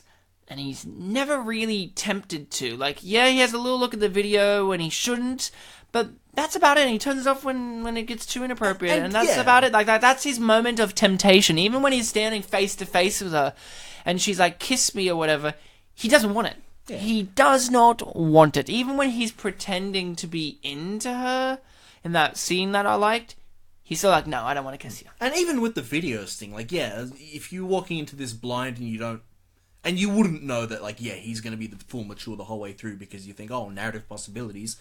You can even... I did this too when I watched it completely blind. I just saw it as him basically saying, she's not really going to go that far, is she? And just as she's about to, it's like, she went that far, no, I don't want to see this. Yeah. It was it's a mature film. It's mature... While also entertaining. It's mature, entertaining, and subverts expectations, because I went into it knowing stuff, and I saw this and I went, okay. He's gonna succumb because a normal film, or a film that wants to create tension and drama, that has built up, a film like this builds up a really strong relationship at the start between the couple, and then it deteriorates at the end due to the antagonistic figure and the protagonist as well. So a normal film would have it he succumbs to the temptation and fucks up the marriage, and it kind of leaves you at the end being like, we can never be the same again because of your betrayal, even though it was at the behest of a crazy evil person. That kind of thing. But this film at the end of the day, I think, the couple, yes, they've done things that will haunt them forever. They kill a person. And whether or not it is confirmed he has sex with her, it's he and his wife can still be, like, they're still a strong unit together. Yeah, they're still as strong a team as they've ever been. They don't have that thing in romantic comedies or these kind of things where they have the falling out and then they have to team up again at the end for whatever reasons. They don't have that bullshit. And they learn what it means to really be a couple. Exactly. This just goes, no, fuck that. If he says he didn't sleep with her, that means he didn't sleep with her. She's crazy. That's how she goes. Strong female character. Brilliant. That's what we call a great film. Yeah, we can't even say that ironic. She literally is a strong character with all the shit she has to put up with. Well acted? What do you think about this film? What do you think it is about this film that made it an unappreciated masterpiece? It only came out last year, and the people, like yourself, or some people, may have heard of the film or have not heard of it at all. Lots of people don't even necessarily know what it's about. Why is that? Maybe it's... And this sort of kind of relates to what I was saying earlier about me trying to work out where the film's going. Like, maybe everyone who's watched this film apart from me, like, knew from trailers or whatever, from marketing, that she's the villain. But maybe it is the jumping of focuses that people don't like, or jumping of situations or status quo. Like, first of all, surrogate mother living with us, okay. Suddenly abusive boyfriend move in with us, then maybe all of a sudden, it's a scam going and she feels really bad about being in this scam because she really likes this couple. And then, oh no, she's actually crazy and she's gonna antagonize them. And then we come into... And this is where I think it got to the more fascinating one, where it's like, oh no, we're gonna have him pretend to be with her and then take the baby. And I think with that one there, it didn't get as much focus, the whole pretending thing, because when he was, sad and he went to visit his wife and she hugged her, I was like, oh, you're kind of jeopardizing this status quo of the film. And then when they go downstairs into their living room, which has clearly a glass thing, and you can see in there, and that's a payoff. And there you go. She actually is watching. Suddenly, that jumps away from that. So, and not only is it a change, it's a change from something that was really kind of interesting, like how far, what things is he gonna do? But then all of a sudden, jeopardize. She knows it's a scam. I think. Yeah, as much as I love the film, I think for a general movie-going audience, there's a few major things. Some of them may come across as outlandish things to say, but I think they're still genuine things. One, it's an erotic thriller that doesn't necessarily appeal to the younger age demographics, more to the older people. This is the kind of movie that someone's aunt would say, I watched this great movie. We should probably say, it's an erotic thriller. It's not like, porn. It's not super hot or it's anything classy. Like that. It's classy. Like with The Boy Next Door, maybe that one is a little bit more. That one's a bit more trashy because it had J-Lo and, and a hot guy. I think another part of it is I think a part of it too is that it's pretty much an all black cast led film, which in terms of cinema is always looked down upon as lesser films, usually. You think of blaxploitation films, you think of the Wayne's kind of comedy films, you think of those, and they're always kind of lesser. That kind of thing, that black foolishness kind of attitude could also be something that hinders it as well. So that could also be a racial thing of it alienates a white audience because it seems like a more black audience thing. But I think it's for the actual film itself, when you have to sit down and watch it, it's two things, too subtle for some people, and this really ties into the next thing, which is the pacing. I think it may be a bit too slow for people who are into this, because I think that's a reward thing, but I also don't mind that it takes its time. While I also appreciate films like The Boy Next Door and Unforgettable, which we've covered on the show, that let you know pretty quickly who's who and what's what. And that's a good thing. Like, that's a good thing too. But this film is a bit different in that genre. You know, like in Unforgettable, we know Katherine Heigl's evil when you first see her. She just has this look on her face, and she's really methodical. And you know, okay, the boy next door, similar thing. You know, the inciting incident happens real quick. This movie, the inciting incident takes a real long time to really settle in. I guess you could say them choosing to the surrogate could be it, but... And like I was kind of giving with my testimony of watching the film, I was trying to find what the inciting incident was, because I didn't know what the main conflict of the film is going to be based on, like... Oh, she hit her over the head with a vase. An actual vase. But, yeah. That's the inciting incident that she got. No, it's a fan. Yeah. Another thing with her being a strong female character, I really liked the touch of she grabbed the phone, called 911, and it was to call the ambulance, not the police. Yeah. That was a nice little thing. I'm like, she's a really good person. She's still looking out for the baby because she sees it coming, so that's really smart. She's got her convictions. Yeah. That's, Yeah, I think it's those things. It's maybe a bit too subtle about some of the stuff. I mean, that characterization that we were talking about may be a bit too sedate for a film of this nature, where you want something like The Boy Next Door, in which J-Lo, she doesn't really go through a major arc at the end. It's more that she overcomes the antagonist. Well, in this film, they overcome the antagonist, but it's so much more than that. Like, the film explores a lot more, and I'm not saying that The Boy Next Door or Unforgettable are lesser films. Of course they're not. They're equal, and, they're all unappreciated, and they're equal in my eyes. But I just appreciate that this is within the same genre, taking a different approach. That's a great thing about genres, I was having a disagreement about this. You need tropes to work in genre-specific pieces. But to still be interesting, you have to branch out from those tropes to be unique.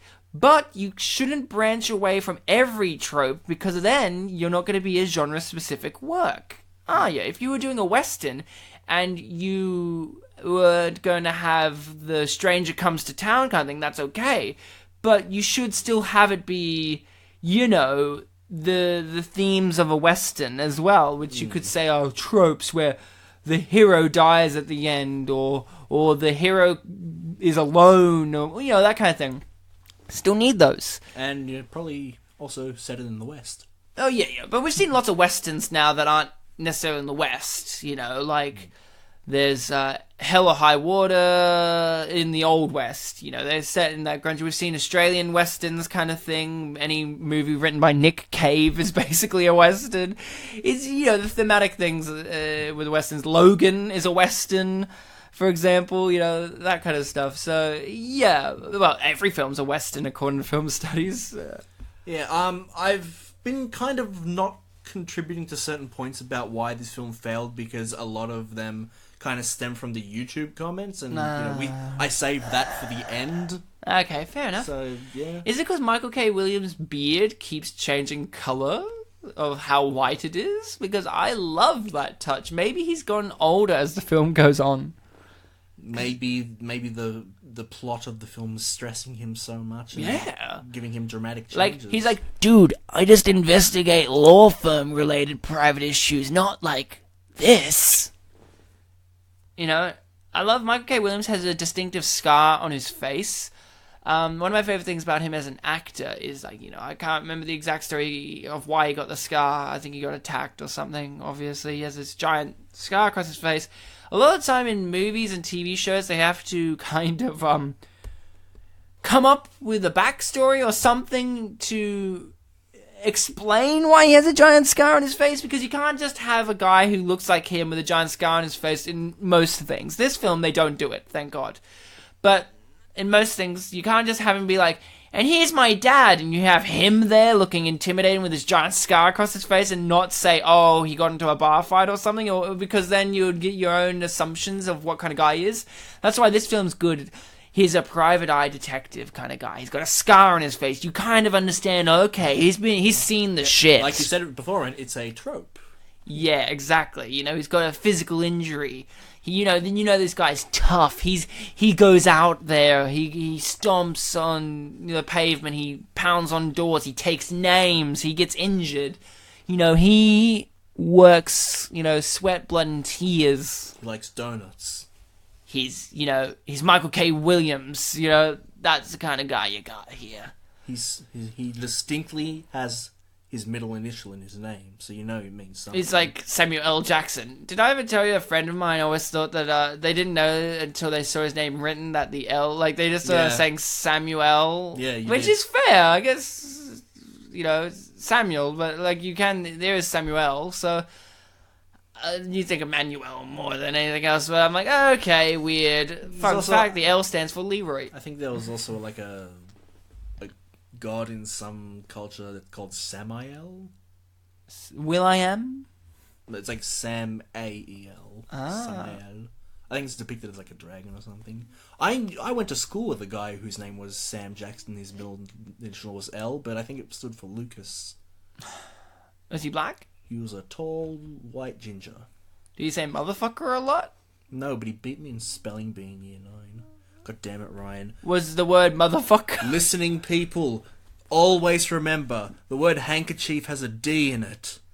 Oh, you didn't know that? I messed up, Ryan, because I never pronounced the D. I always pronounced it handkerchief. Yeah, not it's like kind of handkerchief. No, you don't. But then, Ryan, he got charisma. That's an easy word to spell. What kind of a spelling bee was this? You're in year 9. This sounds like one that you would do in year 6. Or year 5. I don't know what to tell you. Was this like the first round and you lost? No, this was finals. I was the runner-up. What? And that was the final big one. Charisma. He got charisma, I got handkerchief. In year 9, you're old enough to be thrown harder ones like... How do you spell necropolis or something? That's not necessarily the hardest one, but that's like an interesting one. To be fair, it's a little bit different between writing and like saying it out loud, but yeah. Well, yeah, but like spelling bee, you're saying it out loud, yeah? Yeah, we have to spell it out loud. Yeah, that's how most spelling bees work. What I'm saying is, like, they sound like pretty simple ones for, like, the end game for a year 9 student. Like what I just said, like, if you had to spell something like, I don't know, like, necropolis or something, I'd be like, okay, that's fair enough. That sounds like a bit of a... it's an unusual word, but you could sound it out. There's not really any, like, silent letters in there. Yeah, but... charisma, I guess you could be like, there's no H there, but I don't know, it sounds very simple for year 9. Your teachers sound like they just did not plan enough, but then again, you got stumbled on handkerchief, so I guess that's fair enough. Is the D technically silent? Are you meant to pronounce it, but people don't? I think some people do, some people don't. I don't. Yeah, so that's kind of the thing. Like, I never really thought about it. But then the word that in the year 8 spelling bee was a word that I'd never heard of. It's like a maths term. It was quadtile. And I was just... that's hard. I'd never heard the word before. Was it spelled how you think it is? Well, quad and tile? Well, see, maybe if they enunciated it more... Because it is, yeah. Okay. But they didn't really enunciate it that well. It was like quadile. I'm like, quadile? They're like, yeah, it's a maths term. I'm like, so you thought it would be like quad and then I-L-E? I guess. Quadile? That sounds like crocodile. Yeah, so I don't know. Maybe Australians shouldn't do spelling bees. But you know who should? These guys. I love this. It's just a stare off and then, that's such a great shot. Her getting the gun out from behind her leg. It's so well done. Yeah, before she pulled out the shotgun, I'm like, well, she's not Jason Voorhees. You can just drive away. But then when she pulled out the shotgun, I'm like, And I like how look at her face. She's like, I'm done with it. I am sick of you, you crazy bitch. Like, she's the one that's sick of her, not Morris. And I mean... Like she's had to go through so much more than Morris Chestnut has had to go through. To be fair, she got attacked. No, I was actually going to say she's kind of been forced to be out of the loop and out of the action for dealing with a lot of this stuff. Oh, yeah, with the I'd imagine stuff, she's had her own, like, going crazy while being alone things. Also, she's the more, I guess... emotional one. That's exactly what I was going to say, like, emotively... expressive. Expressive, that's exactly the word. That's it, guys. I was going to say receptive, I'm like, that's not the word, but then you said expressive, I'm like, that's it. Beautiful shot. That was a beautiful shot there. I like how the bear was a setup and payoff as well. And the glass falling on the ground breaking. Now look at all this broken stuff. Oh yeah, that's so good. Now they just need to cut to them picking up 2 pieces and then credits. Also, was the shotgun established? Yes. Yes. When he first went to the lake house, he was like, look at this. And they had like a very nice subtle shot of the gun rack. And then again, this was very smart, when he was fighting her and she was on his back, he had a POV shot in which he's looking around and he sees the glass cabinet with the guns in it. And then he runs at it and smashes her into it. And then some of the guns fall out. Oh, I remember her being smashed into the glass, yes. So yeah, they did it. They did very well. I liked how they didn't go with a horror movie thing either, where they hit her with a car and then she comes back and she's like, "Rah!" And then they just have to reverse over her. Then they have to reverse over. Also, I like this. Is it going to be okay? Well, he said so, you know. Because they killed someone and kidnapped the baby, technically. But my girlfriend pointed this out. He's a great lawyer. He's a great lawyer. Also, he could have just said, I just went to pick up my son. Like, literally pick him up. And I walked him to another room and I got attacked. Yeah, but it's like crimes are a lot more complicated than that, of course. It's like, what was your motive? I wanted to show him the living room. Yeah, exactly. And again, they already pointed out in the logic of this that she, the now dead mother, has the rights over the child more than he did as the father, and she did as the embryo mum, you know what I mean? So it's like, you killed this woman who probably, you could say, if I was a prosecution, I'd be like, clearly this woman didn't want to give the child over, and they killed her so they could have the child, you know what I mean? And then the defense would be like, well, yes, but they didn't attack her first, they just wanted to, sneak out. Yeah, but then what's then self-defense because she got a gun out. But here's the thing, you're going to take their word over a dead person. Who's to say that that's how it happened exactly? You know what I mean? There's so much doubt. That's why it's so nice that a character who's been so headstrong the whole entire movie, so collected, but that was also his weakness, because he even admitted to the wife.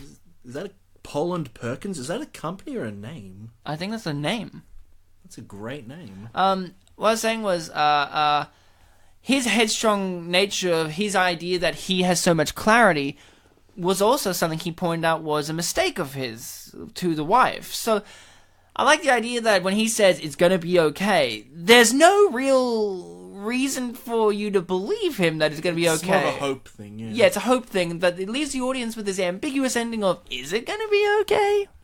I hope it's going to be okay. But we don't know. Because there is so much shit that they did wrong at the end as well. That's fair enough. We got to see it and understand it, but the outsider eye... And that's what this has all been about. Every outsider of this incident has seen it and said he's bad. Oh, look, someone was a great guy. He's a great guy, yeah. His bosses, his co-workers, all these people, those people at the waiting room, all these outsiders see their situation, they don't get the full context, and they believe that they're the wrongdoers. So I think it'll be interesting what happens next in this world that's already set up that the world's against them. And, another thing to consider is... the police were obviously coming to the house at the very end. Yeah, the lake house, yeah. Did they call them?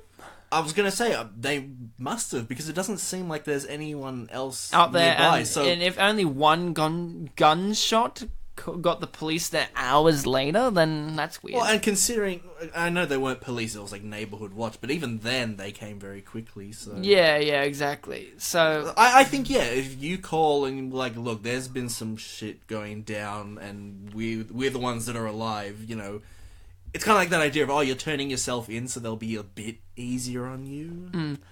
So the film's ended. Mm-hmm. I feel like... Be Moved. Didn't we have a film... ages ago that said Be Moved at the end? Yeah, and you should be. Thanks, Screen Gems. I'm going to go into my review and rating. Here's my review. You've basically heard me praise the film the entire time. I think we got very analytical on this film, but that's the point. This film was an artistic vision, and with art, it's not just about creating a pretty image or telling a cute story.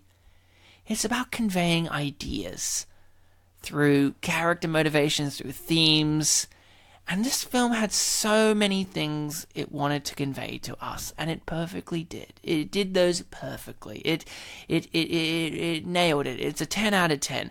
for a genre that gets looked down upon, for a genre that's a subgenre of a genre, like it's a black erotic thriller. Like, you hear that and you go, oh, okay. And it's a film you haven't heard of. You go, this is going to be cheesy, or this is going to be bad, this isn't going to be fun, or it's not going to be thought-provoking. And guess what? It is thought-provoking. And guess what? It is fun. And guess what? It's well-directed, well-edited, well-acted. It is a finely tuned film. And I appreciate that about it. And that's why it's so heartbreaking that this is an unappreciated film. But hopefully it gains its audience. It gains its appreciation. I hope that. Because, that's all we can do is we do our show, talk about these, get deep, talk about some silly stuff as well along the way, but we can only hope that us delving into these films can enlighten your views on a film, because it's so easy in a world where, what gets the most hits and the most clicks and the most attention is negativity. I think it's actually good to step back and say, hey, yeah, it's easy to hate on a film, but you know what's actually more rewarding, and it's harder to do though, is to appreciate a film, to appreciate something instead of just critiquing it in a negative fashion. If I have to give this movie a rating, which of course I do, I have to give it a lemons. Yeah. I was thinking maybe I should use fruit as my rating. Yeah. Me to it, clearly. I was going to use a lemons out of a Chekhov's dog. I was thinking of using lemons and oranges, but, I'll think of something different. You should use oranges and red the herring. cat. Oh. And yeah. No, I'm not going to use citrus fruits. Let's hear from Bartek. Ladies and gentlemen. And others. Pets, maybe. Ladies and gentlemen and others and cows. It would be easy for me to say I agree with everything Ryan said and then just give a rating, but, I will instead say I agree with everything Ryan said, and I'll add in a different perspective, my own way of colouring my thoughts on the film. So, first of all, I want to paint a picture to help establish the point that I'm going to make. Alright, you're a teacher in a class, and it's a pretty decent class. Mm-hmm. You're in front of the blackboard, you're writing important lesson stuff. Decent class, but there's this one student in the back. You're doing a lesson, you turn around, you sigh and you say, "Hey, Mondo, you fucking delinquent, what are you doing?" And this one kid there, he's a bit... You say as a teacher, what the fuck are you doing? Or something equivalent of that would be more appropriate for the standards of a teacher. And the kid there, he's chewing gum, spitting, smoking. He's like, "Hey, fuck you." And obviously he says literally that, because he has no standard to follow. And he gives the finger, and you go, "Oh my god, you're so immature." But then in the back of your head you're thinking, but if you were the main character of a movie, that would be probably a really good movie, because from the students think you're funny. People would think, "Oh yeah, you're a rebel, your story would be interesting." And it brings about this idea that, yeah, an immature lead doing immature things with his own way of doing things, that's cool. And it's easily entertaining. But I think what this film does amazing, truly, truly amazing, is that not only is it still an entertaining film, it's entertaining while also maintaining an air of maturity. Mm-hmm. And I think that is... Look, it's possible, but I think that if you're able to achieve that, then you have done an amazing thing. Excellent. Sorry, I sound like getting choked up, but it's okay, you're getting choked up. I feel the amazed. It's just a frog in my throat, so I just... Get out of there, Kermit, you pervert! Get your cock out of his throat. I mean, technically his whole body was in the throat. Wow, you got that deep in you. Yeah, it's weird when you're literally your head, not your cock head, but your literal head also gets in there. Wow. And your legs. And your arms. And I think there's more body parts, but I'm not good with body parts. Frogs are hard. Yeah. It's a mature film that still manages to be entertaining and thought-provoking. And, we can say that we've done many films on this podcast that maybe have some of those elements in them, and they do them very well. Kind of like that whole Zoom thing, you know. You take one element and you do really well with that. I think that this is on the extreme opposite of Zoom, when you're still on the unappreciated masterpiece spectrum. Yeah. In fact, get rid of the unappreciated. It's a masterpiece, but the unappreciated is what the scum of society bring to it. It's fucking scum. It takes a bunch of elements that can, you know, hold up a film on their own and does them all really well. Yeah. I suppose the only thing that would be missing is, an immature character in the film to bring about this rebellion. Yeah, and I guess the closest you get to that is the guy from the tuxedo just wanting to bang the psycho chick. That's the closest you'd get to a slightly immature character. So I guess what I'm trying to say is that even if, you know, gun to my head, I had to rank all 89 or whatever films that we've done, like best to worst, it's going to be hard to pick what's on top or what's on bottom.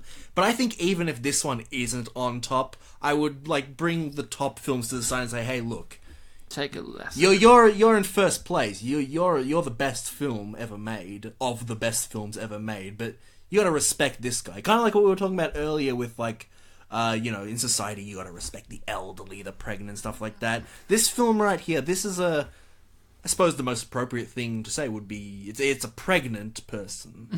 It's got a great idea brewing, and you have to watch it, and that watching it is the birth happening. This film deserves your respect on a level beyond all the other films that also deserve your respect. I agree. And if I have to give this film a rating, I would have to give it...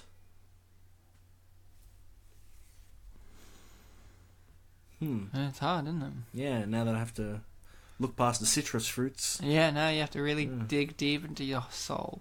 Bartek, I'll ask you. Yes? Your rating. Yeah, now dig deep into your heart, to your soul. Think about it. This film moved you. It moved me. It moved the world. What rating does a film like this deserve? My heart... For some reason, my heart's throwing a bunch of colours at me. Okay, give me the colours. Colours? I'm thinking... There's a pink, there's a brown... Like, what are... These are kind of like sweet... I would associate them to, like, sweet tastes, maybe? Like, you know, chocolate or, like, just strawberry. Yeah.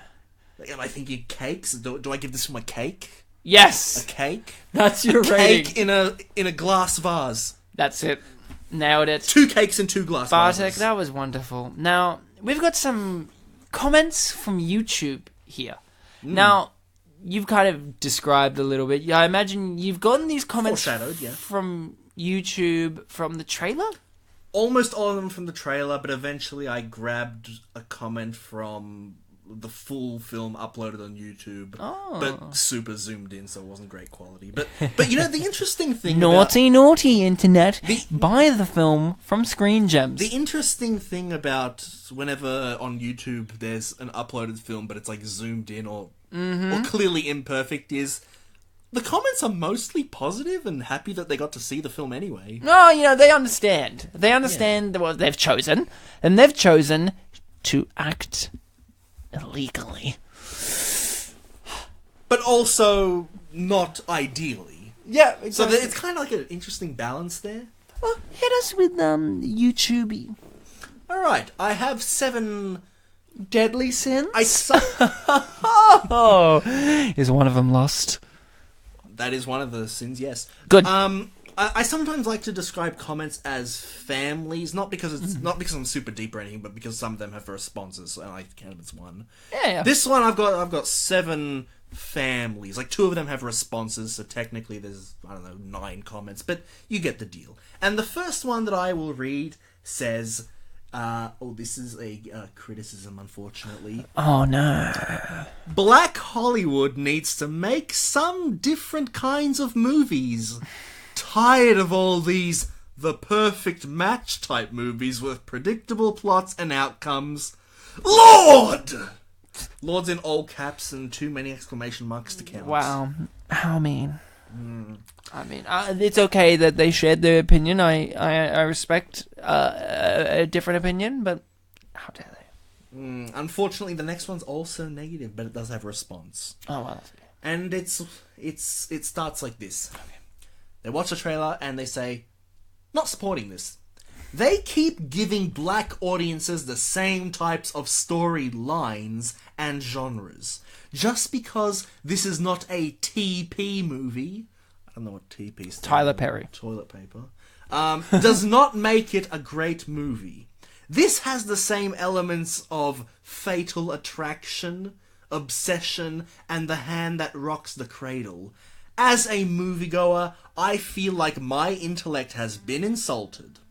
Please give black audiences something more intellectually stimulating in the genres of psychological thrillers, sci-fi, action, horror, etc. We're not a monolithic marketing group. You advertise different genres and we will support it because it is new/different. SMH! Shake my head or so much hate. Okay, Spike Lee, I know that's you. Get off of YouTube and start making actual good films again, motherfucker. So that person was basically saying, like, oh... Yeah, famous director Spike Lee. But then the response kind of disproves him, I guess, because it shows hashtag not all of us kind of thing. Oh, yeah, go on.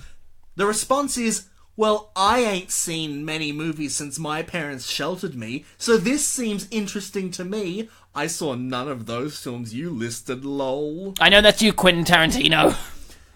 Ryan, this is a big honor because the next comment is from a big movie fan. Good. The marketing team for this movie suck. Why am I just finding out about this movie? Oh. I'm a big movie fan and this looks good. I'm glad that there was like a setup and then there was a twist. Yeah. To the point that I forgot about the twist. That's why the tone was kind of weird there. Alright. After I finish this comment, we're going to be halfway through the YouTube comments. Oh, well, I'm halfway through excitement. Because when you finish them, that's when we can... When you finish the YouTube comments, that's when we can clap our hands and say, good job! Good job, people! Good job! So that's why I'm like halfway through. Like, you can hear me?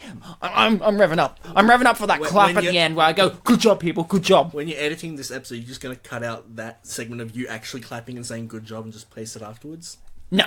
Good. That means that you've got conviction to do it again. And that was just a sneak peek. Convict me. And you're all welcome for that. Next comment. I know this is just a movie, but this is reason 1001 that you don't do surrogate motherhood and move these chicks into your home. All the unwanted children in the world, and they could have adopted with their money/status. A house is only built for one couple/2 adults, and any more than that is trouble. Ladies, keep them skirts out of your house. Females cannot be trusted like that. IJS. Oh, wow. I'd never heard IJ. I think it means I'm just saying. Yeah. So, they just told us. So clearly this person needs to see another film where Morris Chestnut does adopt a child. Yeah, it's called Like Mike. Exactly. Get your Chestnut filmography up to date. The film's been there all along, guys. You could have, Next comment is the shortest one that I've brought. Aww. I watched the movie yesterday and it got everyone in the theatre hyped up. So, that disproves Spike Lee once again that Take people that, like Spike. this film. You're out of touch with your audience, mate. This next one is cynical, but it has a response. Ah, good. Quinn's back. Black people doing, quote, white people type movies. Oh, Lord. And the response is, dude, let them. We whites pretty much got 95% of our music from blacks, so they have every right to do this. Well, I think the username for this response was like typical Scottish guy or something. So I know that's you, Danny Boyle. And now we have the longest comment that I've brought, and it's one that I didn't fully get. I felt like I included this because I felt like if I read it out loud, I might take it in a bit more. Okay, I'll help decipher it with you. This was the comment that came from the full movie in bad quality. Okay. So this is no longer trailer territory. Hit me. And this isn't a response, but it begins with, thank you. Thank you. Like, you're reading my response. You're reading my comment. Thank you. thank you. I sure wish that she'd just tell them the truth, except that if she did, they'd know all about her. Quote, you're the brains, Mike. I usually... Oh, and by the way, every time I emphasize a word, it's in all caps. Oh, of course. I usually don't like it when a woman is really violent towards a man, but in this case, she had to do it. Except that, on the other hand, she could have just told them the truth from day one, begging them to help her to go honest so that she could get away. Why does the law always side with a uterus over reproductive fluids, eggs, and experience?